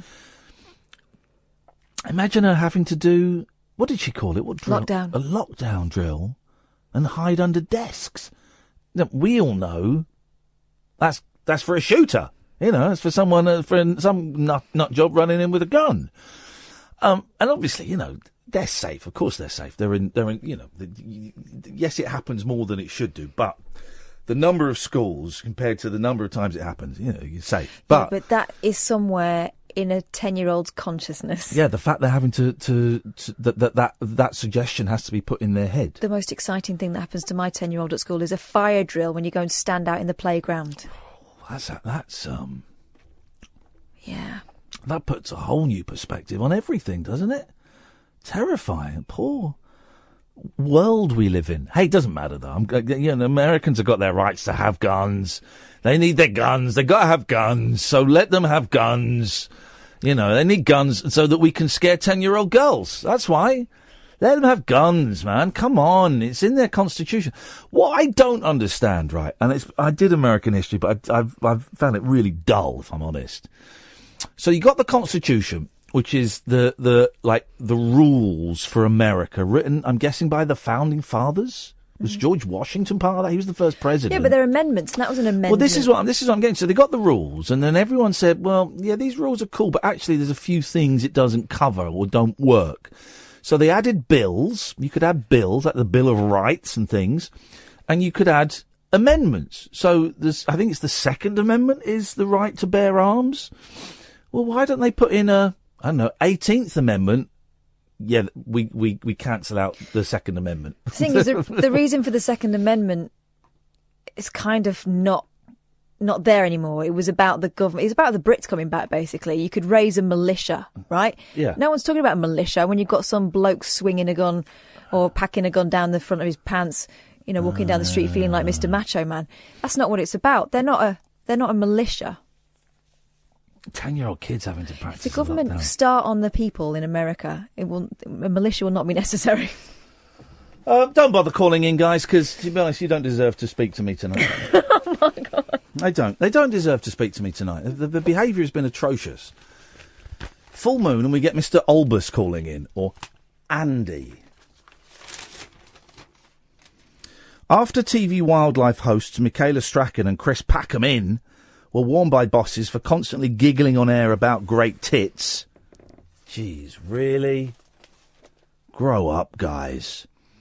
It seems things may get even worse. The forthcoming series of their BBC Two show Autumn Watch will be filmed in New England, which is full of beavers. For those who don't know, beavers is slang for vagina or fanny. Michaela, 52, has insisted all their innuendo is accidental, but added, occasionally, I do slip one in. I wrote that. I said that bit. I did that bit. I did that. She says they're accidental, but added there will be loads more when the programme is broadcast from the US. She said, they have beavers in New England. They also have bald eagles and moose. I don't know what we'll do with moose, but I'm sure we'll find something. Jesus. When you're talking live on television about great tits, you don't even need to do an innuendo. The innuendo factor is pretty high. Michaela added, it's really nice for us to see wildlife we haven't seen that much of and introduce British audience to something a bit different. She said, being in New England... Oh, boring. That was boring. That was a boring story. Let me take this. You. Hello, Oliver. Hello, Ian and Kath. Hello. Hello. I'm coming to your board game thing. No, you're not. You're banned. What? You're banned. I'm banning Oliver from coming to the board game thing. You're banned, Oliver. Are you? No, you're not banned. Have you bought a ticket? I bought a ticket, but I didn't get anything back. I got it on PayPal. Did you got it from my email? Everyone who emailed me directly for the tickets, I'm gonna reply, and I'm gonna. Can you get that call, please, James? I'm gonna reply. And you... Just pay attention when you're doing the show. I'm going to reply, and yes, you've got a ticket, Oliver. Cool. Are you bringing any board games with you? Yeah, exactly. I've got loads of board games, but I don't know if they're too complicated and long. And oh, mate. Oh, well, we'll soon find out. Here's the thing, right? On the 9th of December, me and Kath are doing a show at 6 in the evening, and it's almost sold out, and it's sold out really quickly. And we went, well... if we see if we can get the venue, and can we do something that's not a rabbit hole, that's not like the radio show? And I said, well, I've got an image of just everyone, like the audience playing Twister. And Kath went, well, why don't we get everyone to play, just bring board games and we'll play board games for a couple of hours? And we went, yeah, okay. So, I don't know how it's going to work. It's going to be a mess. It's going to be noisy. We're calling it a Christmas... What is it? A Christmas bring along a board game, silly seasonal special or something. We're going to bring some games. The only game I can think of is Tag Uno, where you play Uno, but you've got a tag team and someone can tag you and take over. I hope someone brings Twister, because we'll have that. And yeah, whatever you want to bring. Mine's like RPG kind of things. Do it, man! Do it! The audience, be prepared, the audience might get a bit rowdy. They'll be deciding when we move on to the next game or something, but do it! Be proud of yourself and your games. So is it like, one board game at a time, like, you're playing it, not everyone's playing around. We'll bring it up on... Listen, if games break off on their own, I'm totally cool. Spontaneous games break out. Totally cool with that. If someone sat at the back and goes, oh, flipping it, you've got that. I've always wanted to go on that. I'm totally cool for that. But yeah, we will be up on the stage playing the games, and people will be shouting out, inviting people up on stage. They'll get their games out. We'll play. We'll have a laugh. I'll win. You'll go home crying. That's pretty much how. Be like Antiques Roadshow. Yeah. Okay. All right, Oliver. I've got to go because I want to squeeze Mark in. Thank you for that. Good evening, Mark. Hello, Ian. Hello, Mark. How are you doing? I'm very well, Mark. We've got 2 minutes exactly. What would you like to say, sir? You have forced me to call you with your "I mustn't call you" line. That's what did it in the end. Okay, well, we'll try that a bit more often, shall we? The old I RP. think it works. I think it really Well, have works. you got anything to say? Oh yeah, I've got loads of things to say. Talk about the Second Amendment. Okay, well, you've literally got 1 minute and 38 seconds. Oh my God! No, I actually have called before. I spoke to you about 6 years ago. You probably remember. Yeah, I remember it. Yeah, Mark from 2012. Yeah, I remember that. Yeah, great call. That's from 2012. It was a good. Did he get to the point then? Or? Radio station for 20 minutes. Yeah. Well, what did you talk about then? Or no, you were a bit ill and you went home 20 minutes early, so I took over the show. I went home 20 minutes early. Yeah. Why did I go home? Well, I'm going home 20 minutes early tonight. Why did I go home 20 minutes early? You were a bit ill. Oh, all right. Whoa. Hey, dude, calm down. It's my body. Treat it with the respect and the gentle, loving touch it deserves. I'm sure I'd respect it much more than yourself. Oh, Mark, don't. We've got to go in a minute, and you're flirting with me. The first decent flirt of the night. The only other one was Carol. Well, yeah. Anyway. There we go. Anyway, is that minute over now, then? You've got 30 seconds. God, that's a long time, isn't it? No, I can... There's still the risk of tyranny in the United States, though, isn't Oh, there? don't say that now. Give us a call tomorrow. I'll see. If you ban me from calling you, I'll consider it. Right, you're banned, Mark. I never want to talk to you again, especially not tomorrow, all right, loser? All right. Up yours. I think Mark's got a cat. Literally 20 seconds to go and he starts talking about the Second Amendment. Stay tuned. When we get back from the break, you're going to hear the second part of the interview that I did with the legend that is Chas Hodges from Chas and Dave. This is Talk Radio. Late night conversation worth losing sleep over. The Late Night Alternative with Iain Lee on Talk Radio. We have ways of making you talk. But yeah, your original question, which I've gone right off of it. How did you get together, you and Dave? Well, before we backed Gene, Don Arden said, yes, I'm going forward now. He said, yes, Gene does need a backing band. He's on this tour, but Jerry Lee Lewis is on it as well.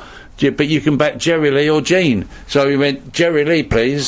So we backed Jerry Lee. I mean, my hero, Jerry Lee. So that was my chance to get on the road with him and just watch him every night. And that's when I really came on good. I was learning the piano then, even though I was playing the bass guitar for me living.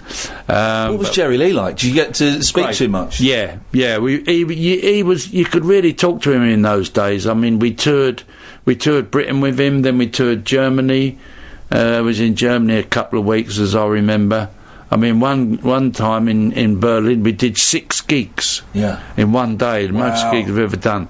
I mean, loading all our own stuff in. And he was grabbing cash wherever he went. A lot of army bases, of course. We started at 2 o'clock in the afternoon. I think we finished about 2 o'clock in the morning.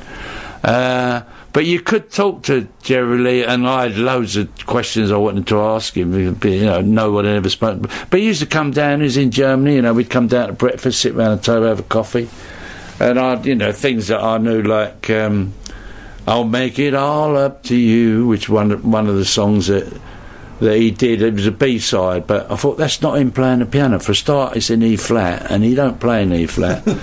And that's one of the questions I asked him. No one else knew. I said, "Don't sound like you on the piano." I said, "It's not really your key, from what I can figure out." He said, "No, it's not. It's Charlie Rich played the piano on that." He said, "I was a bit tired. It was the end of the night, and it was a Charlie Rich tune. I didn't want to learn it." And he said, "Do it." I just sang it, and he played the piano. So little questions like that. And he must have been thrilled that you picked up on something like that. Yeah. You could. I mean, he loved questions like that because he was so used to being asked questions. You know, so you married a 13-year-old girl, and all that. That's when he used to get wild and wanted to punch everybody, quite rightfully. But yeah, I mean, I could talk to him and he would welcome questions like that, like I would, you know, when people ask about recording sessions like you're doing now about Joe Meek. I love talking about it because it was a great part of my life, a great learning curve, as they say. And, have we got to you meeting Dave yet? I will get to it, yes.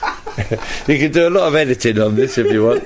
Yeah, how did I meet Dave? Well, I was on the road with Jerry Lee Lewis, and one of the rare nights off, I went round to my girlfriend's, and Joan, who I'm married to now, and we got 3 lovely kids. Lovely Joan, she's delightful, And Nick plays drums for us, and Kate is a lovely musician. Anyway, but we were courting then, and they always laugh, the kids, when I say, "Courting, Dad, was you?" Yeah. Well, I still say courting. I still say that. They think it's a right lot. It is, yeah. Anyway, we were courting. And I remember I was fumbling a lift home from her house, and the car pulled up, and it was an old mate from school who was the first skiffle group. I didn't even have a name, but the first skiffle group we started at school. Brian Juniper, his name was. I hadn't seen him for 2 or 3 years, and he said, "Oh yeah," he said, "Hey, you're doing all right?" He said, "You're with Jerry Lee, you're on the road now?" And yes, I said, "Fantastic." He said, "I'm in a band now. This is my bass player," and it was Dave. Right. And I was playing bass. Anyway, they gave me a lift home. I lived in Edmonton, and I said, "Come make me a cup of tea," which they did, and we started talking, and with Dave we almost identically had the same taste in music. We loved Jerry Lee, we loved Big Bill Brooms. I love Big Bill. Oh yeah, I love him. I love his guitar shuffle and all that. But we also loved old music hall stuff like Harry Champion, which our generation didn't really know much about, but we loved it, so we just struck up a friendship. But we never thought of getting together because we were both bass players.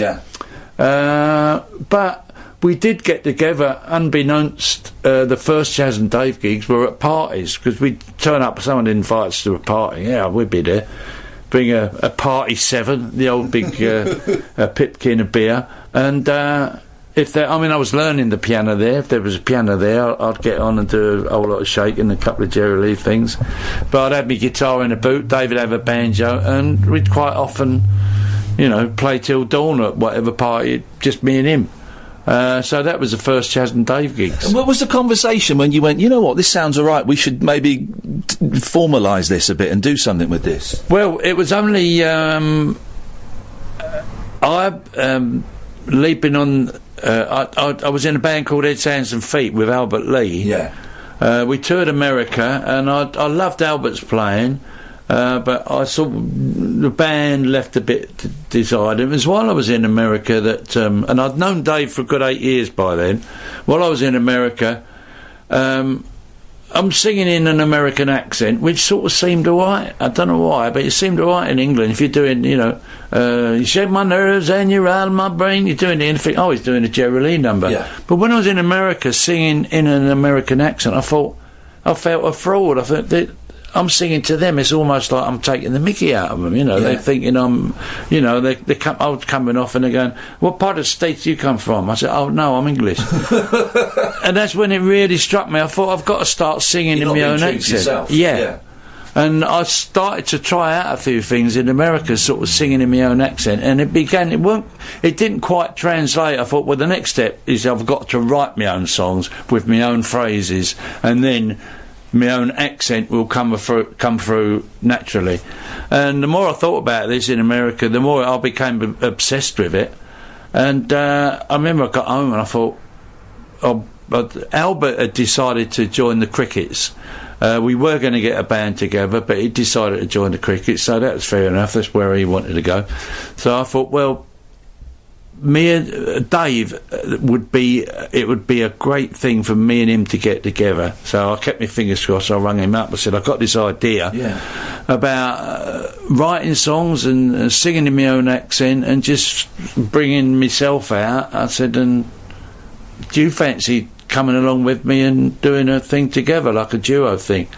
And he said, just so happens, he said he just come back from America with a band called Mick Greenwood, and he said, I really enjoyed the tour, he said, but I'm not enjoying the band. He said the timing was dead right.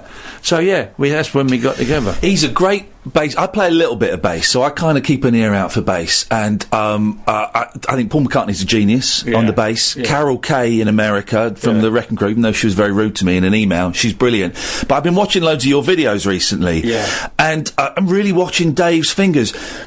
He's a brilliant bass player because he's doing that. He's doing that thing that McCartney does, that kind of melody bass. He's not just doing the root notes. He's playing lovely little fiddly bits, going up to the top of there and little.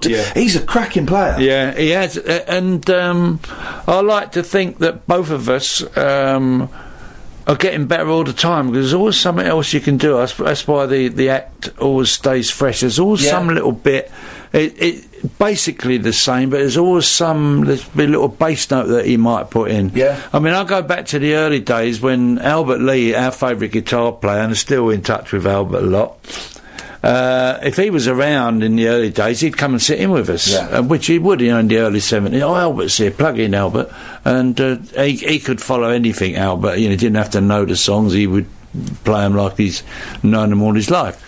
And I remember in the very early 70s, he was around quite a lot. Then he moved to America, and we didn't see him for a while. He came back about 3 years later, and he sat in with us, and he went, I can't find any holes to fit the guitar player. Wow, what a compliment. Over that period, if there's a little gap, either I'd fill in. We never rehearsed it, but Dave would suss that Chas does a little bit there, but I'm not doing a bit in somewhere else in another song. So Dave would do a little bass bit.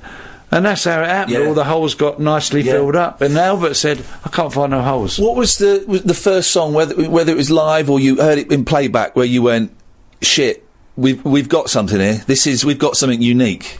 The first playback, the first album that we did, we used to do a lot of sessions. Well, I was doing a lot of sessions on the bass with Derek Lawrence. He was a good producer. I was still in touch with him there. He's a great bloke. And he and Big Jim Sullivan started a record company called Retreat Records. And we were doing lots of sessions. Among them was one we did with Labby Sifri that Eminem sampled. Have you had any money from that yet? No. Right, okay. Touchy subject. Yeah, no, well, I didn't even know, I was playing the guitar on it, on that one. Big Jim Sullivan was the arranger on it, as I remember. He arranged the whole album. So if anything, he should have got some money from it. And we're playing a part on that. We booked on a session, and Jim would go, oh, Chas, can you play this sort of feel on it and that? Yeah, great. Dave, because once me and Dave got together, people would ring me up and say, do a gig on bass, a session. So I don't play bass now, I play piano or guitar. Dave plays the bass, so I'd row him in on the session, so that's how it works, But on that particular session, Big Jim Sullivan, he would just, Dave, can you play this bit? I think we had Ian Wallace on the drums, and great drummer. And him and Dave used to work things together, sort of like little bass drum bits. and bass together.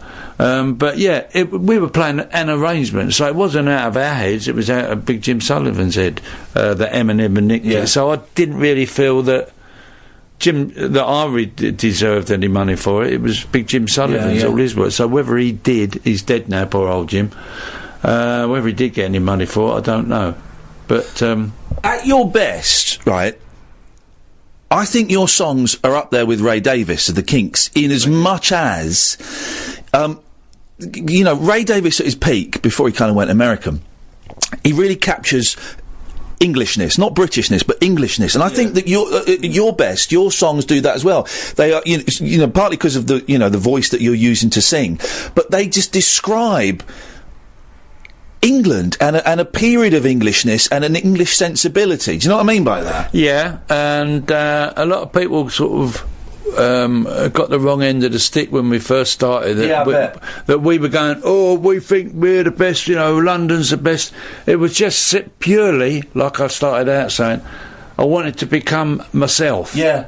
So, I know what he's like because I've heard his songs. I know the sort of bloke that the things that he's interested in, and how he phrases things because I've heard his songs. So if I've achieved that, then I've done it right. And that wonderful, you mentioned kind of the musical songs as well. You've got that marvellous sense of humour as well that I think Ray at his peak has in. Things like, what was the one I was listening to? Doesn't Anybody Round Here Speak English Anymore? That's a brilliant song. It's like, and Bollocks. They're brilliant songs, and they're really, really funny, which is tricky to do in a song. Yeah, funny enough, I went down to the post office about a week ago, and walking in there, this kid on the bike, he was about 11 I suppose, come on his great big tyres on. He went, "You're Chas, yeah?"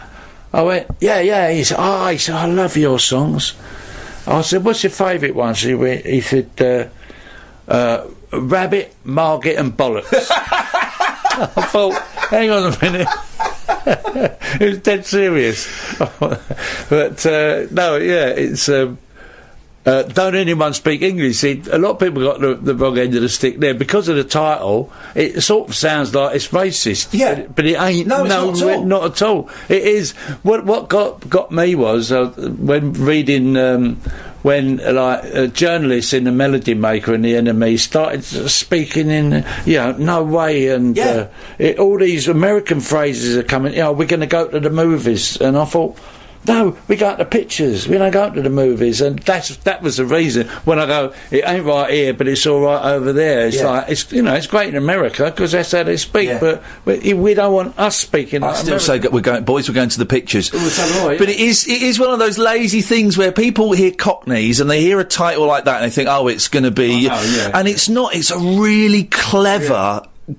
Critique of people, using Americanisms, technobabble, and just not speaking English. Yeah. But it's remember what you used to say. A lot of people forget. Yeah. And funny enough, I mean, everybody says it now. No way. Everybody said, no, there's no chance. That's what we say. No chance. Yeah. They go, no way. But it's a normal, everyday conversation now. But I can remember when it started in the 70s. And I remember the singer in His Hands and Feet, he said, Ray Smith keeps saying, no way. We don't say that, do we? But yeah, it's gradually crept in, and now everybody says it. What was it like becoming pop stars? Because you were pop stars. You did the Top of the Pops, you had the hit singles, you did the pop videos. That must have been strange. It was strange. It was not as good as everybody else thinks. Yeah, I mean, Top of the Pops. I mean, the greatest are the gigs. They still are. I mean, and anybody who goes out gigging. I mean, it's like Vic Reeves and Bob Mortimer. I know Vic Reeves pretty well. He started. When he's dealing with TV people, if you've got to deal with them all the time, that's got to be a drag. I mean, Mark Lamar, he's a mate of mine, and he's not, But when you go out gigging, you're just doing what you want to do, and you've got a crowd that have come to see you. You haven't got anybody to say, don't do this one, don't do that, and just do this. So, and I forgot your question. What was it like being a pop star? Was it a weird? It must have been a weird transition from having played music for so long to get in that that spotlight on you. You know, that proper famous in the tabloids, on top of the pops on the telly. Look, it's Chas and Dave walking down the street. Yeah. It wasn't. It wasn't as good as everybody thinks. It was quite. I mean, being on top of the pops was quite boring. You spend 2 minutes rehearsing in the afternoon, then they say, "Oh, we'll see you in 3 hours' time." Yeah. And luckily, in those days, all the roadies and that. I mean, I learned to play poker in the old days. It was a great pastime because it kept you away from the bar. You know, you sort of playing a bit of poker and you get a coffee and all that. It was a great time waster for times like that. But if you didn't play poker, you'd be careful. You could be stuck in the bar all the day, and by the time the gig come, you know, you couldn't do what you're supposed to be doing. But yeah, it was a necessary evil because you wanted to plug your album and you wanted to plug your record, but the actual, if I had to do that all the time, well, I wouldn't do it all the time, put it that way. You're still doing the live gigs in Royal Albert Hall again soon, isn't it? Was it next year? Yeah, it's sold out already. Sold out really quick. Yeah, it's fantastic. I mean, that is great. 20th of April we're doing it next year, and we did it for the first time on our own. Did it a few times over the year on other people's shows, but first time, and we sold it out about 3 years ago, I think. Isn't that funny? And I still remember that feeling when we went on. It was like you're in a big football stadium, you know. Ladies and gentlemen, Chas and Dave, and like just the roar that went up. Just, I mean, I love that. You know, never. One of my coolest moments for the Teenage Cancer Trust. I got to go on stage at the Royal Albert Hall, introduce a video about cancer and stuff, which was, was very humbling. Yeah. But then I got to introduce The Who on stage. I got to go, ladies and gentlemen, it's The Who. Yeah. And I was there, when they were, but that roar from that crowd is magical. Yeah. Oh, yeah, I'll say. I mean, we finished off, we did sort of 3 sets, really. We did an acoustic set because we had Martin Taylor on our latest album, so we did a bit of an acoustic set. Anyway, we finished the first main set off with Gertrude, and at the end of it they were all on their feet ready to go. And the woman, the stage manager, this woman, she said, "I've been here 30 years, I've never seen a crowd do that." When we went on for our main set at the end, they were just all up dancing. I bet. And had these great big stewards, sort of. But I remember this great big bloke, and this steward, like, they're trying to sit him down, which you can't. They just want to dance. And this great big bloke looked at this steward and just held his hands out and like, "What are you going to do?" "I'm going to dance whether you like it or not, mate." And this steward just sort of like looked down, shook his head and walked away. They weren't going to cause any trouble, he just wanted to dance. There's a lot of affection for you, Chas and Dave, and I interviewed Francis Rossi a while ago, and there's a lot of affection for the Quo now, and I think you had a similar thing that the Quo did, where you got that big pop career and you're on top of the pops, and then for a while, and I think this happens to all bands, happened to the Beach Boys, you sort of become a bit of a joke for a while because you're so familiar and so everywhere that you become a bit of a joke, and then if you can ride that out like the Beach Boys did, like Status Quo, like you've done, you become just, I don't want to say national treasure because I don't even know what that means, but you become, part of the. You must be aware of that affection. You must have got a lot of that when you were diagnosed with cancer. Yeah, a lot, and I put the my message to how I was getting on, I think, every couple of weeks to let people know.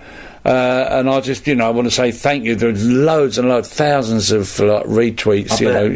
How you doing? And so Twitter was great because in the old days, you'd get letters and you got to answer them, which I would have done. But Twitter, I could instantly put out there how I'm feeling, and yes, it's going good, and yes, I feel good.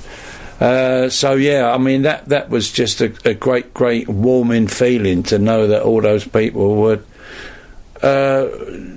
Just wished me well and wanted to come and see me on stage again. And with the first one back was Hyde Park 4 weeks ago, on the summer stage there, and great afternoon. And we've developed I don't know, by accident or by someone there up above, on all the festivals, it doesn't matter what the weather's like in the day, as soon as we go on, the sun comes out. Yeah, there you go. It has been doing Someone's on your side. Yeah, it did it at Hyde Park, and it did it at Jimmy's Farm a couple of weeks ago. But apparently on the summer stage, the promoter said we got the record crowd ever. So it was great. Yeah, it was great to be back. Now, banjo-lele, what is this? It's a banjo. This is beautiful. My Uncle Alf's banjo. He had this all through the war. I've seen old photos of him playing it with my mum on the piano, and a 6-string. That's unusual. No, is it not? It's a 5-string. Has he not got 6 pegs? It has got 6 pegs, yeah, but it hasn't got. I don't know why it's got 6 pegs.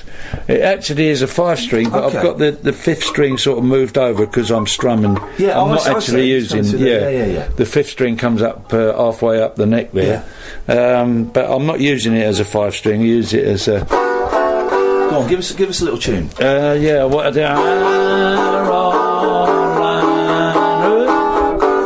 coming back to you.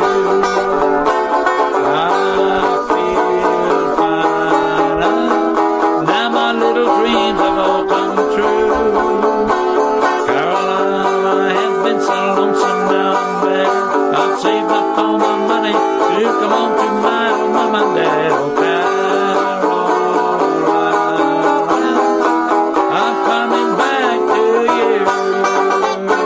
Oh man, that's made my week. That has, Chaz. That's brilliant, man. Brilliant. It's a great sound, isn't it? It's wonderful. Yeah. I've done it up about when my Uncle Alf died. My brother acquired the banjo, but he said, "Do you want it?" He said, my brother played a little bit in the old days, but he said you'd make better use of it. So I said, "Great." So I did it up. I've got the action going better and put a new bridge on it and put new strings on it. It sounds incredible, doesn't it? Yeah, I've got it really playing in tune as well, right up the octave. But it's got that party sound in it straight away. It just makes you smile. It just makes you smile. You can't argue with that sound. I remember Albert Lee saying the same thing. When we was in Los Angeles years ago with Ed Sounds of Feet, we went in a shop and there was a 6-string banjo there. And I think Eric Clapton ended up getting it and he gave it to Dave. Dave still got it. But this 6-string, I remember he picked it up and he went, brong, and he said exactly what you did. He said, it's just instant smile. Yeah. You've got a smile, haven't you? It's and happiness. It does, it really is. I've noticed there's a piano here. Yeah. Any chance of getting a song on the piano? Would that be all right? Yeah, I could do it. Honestly, I'm loving this. Give us anything you fancy on the piano. Okie dokie. Well, this piano is got a bit of a history about it. It's my daughter's piano, Beckstein. Had it in their house years ago, and cut a long story short, we got it back, and my daughter's now got it. This was yours years ago? Yeah, I bought this where we used to live in Wareside. I bought this. So what year would have that been? About 1982 or something like that. No, a little bit later, about 85, I suppose. Then we moved, and where we moved to, it couldn't accommodate the grand piano. Sold it to a friend up north. Then my daughter Kate was. We were going to get a piano about 6 months ago. She's a brilliant musician and singer-songwriter. I've got some of her CDs. She's great. Could do a whole program at least about what Kate does. I mean, her songs and the talent that she's got. But this piano she learnt on. I'm cutting a long story short. I managed to get it back. The bloke I sold it to, he just so happens he rang up and he said, "I'm moving house, do you want to buy it back?" The timing was dead right. Isn't that amazing? So we got it back in the house. It's stunning. Oh, man.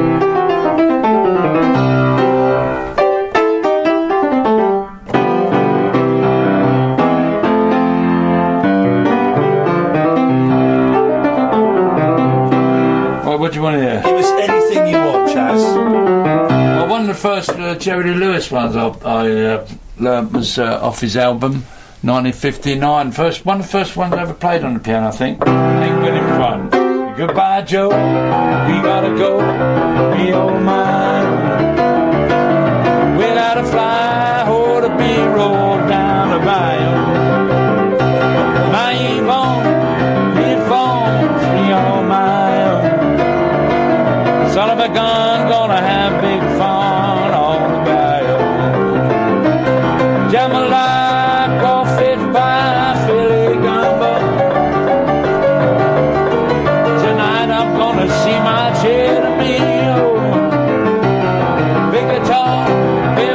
jar and be good. Son of a gun, we're gonna have a lot of fun on the bayou.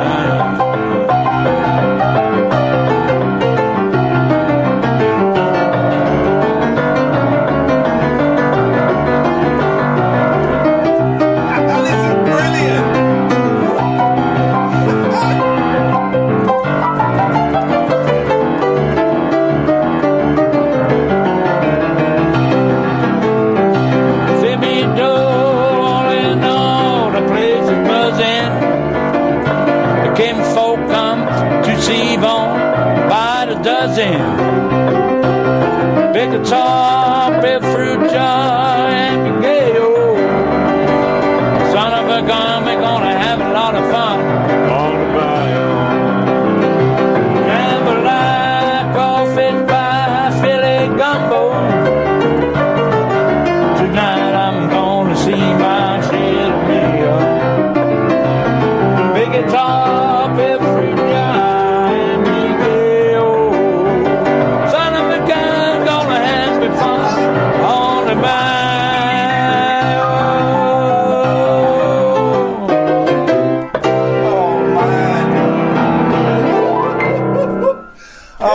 That's brilliant, man. Rock and Look roll. at the size of the grin on my face. That is brilliant. That is brilliant. Chas, thank you so much for your time. I've also got to thank you as well.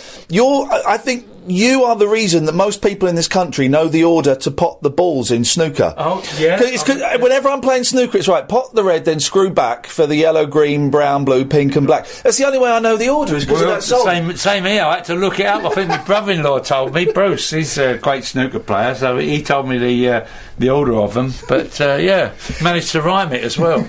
Chas, I love you so much, man. And I know one of the great joys is because I'm friends with your son-in-law, Paul, and but coming to your grandson's birthday party like 5 or 6 years ago, and I brought my boy, and you were the turn. You were, it was in a church hall, and you were up on the piano doing the music for it, which is... Well, if there's a piano there, you can't keep me away from it. Mate, thank you so much for your time. I really appreciate it. And I'll see you in April at the Royal Albert Hall. Yeah, we're going to do something together. Oh, God, shall we? I'm embarrassed to. I've got my ukulele. You should do. What do you want to do? Whatever you fancy. I'll back you. Oh, God, I'm nervous and embarrassed. The only thing I can play... I've gone out of tune. Go on. I've got the Beatles song. Yeah, I've just seen a face, which starts with a... What is that, a G, I think? I've just seen a face, I can't forget the time or place where we just met. She's just the girl for me. I want all the world to see we've met. La-da-da-da-da-da. Had it been another day, I might have looked the other way, and I'd have never been a word. As it is, I'll dream of her tonight. La-da-da-da-da-da. Falling, yes, I am falling, and she keeps calling me back again. I have never known the likes of this. I've been alone, and I have missed things and kept out of sight. Other girls were never quite like this.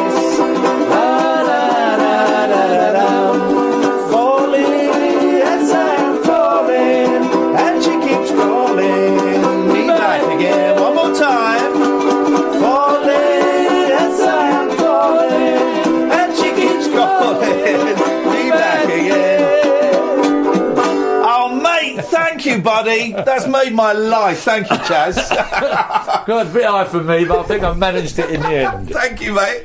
Good.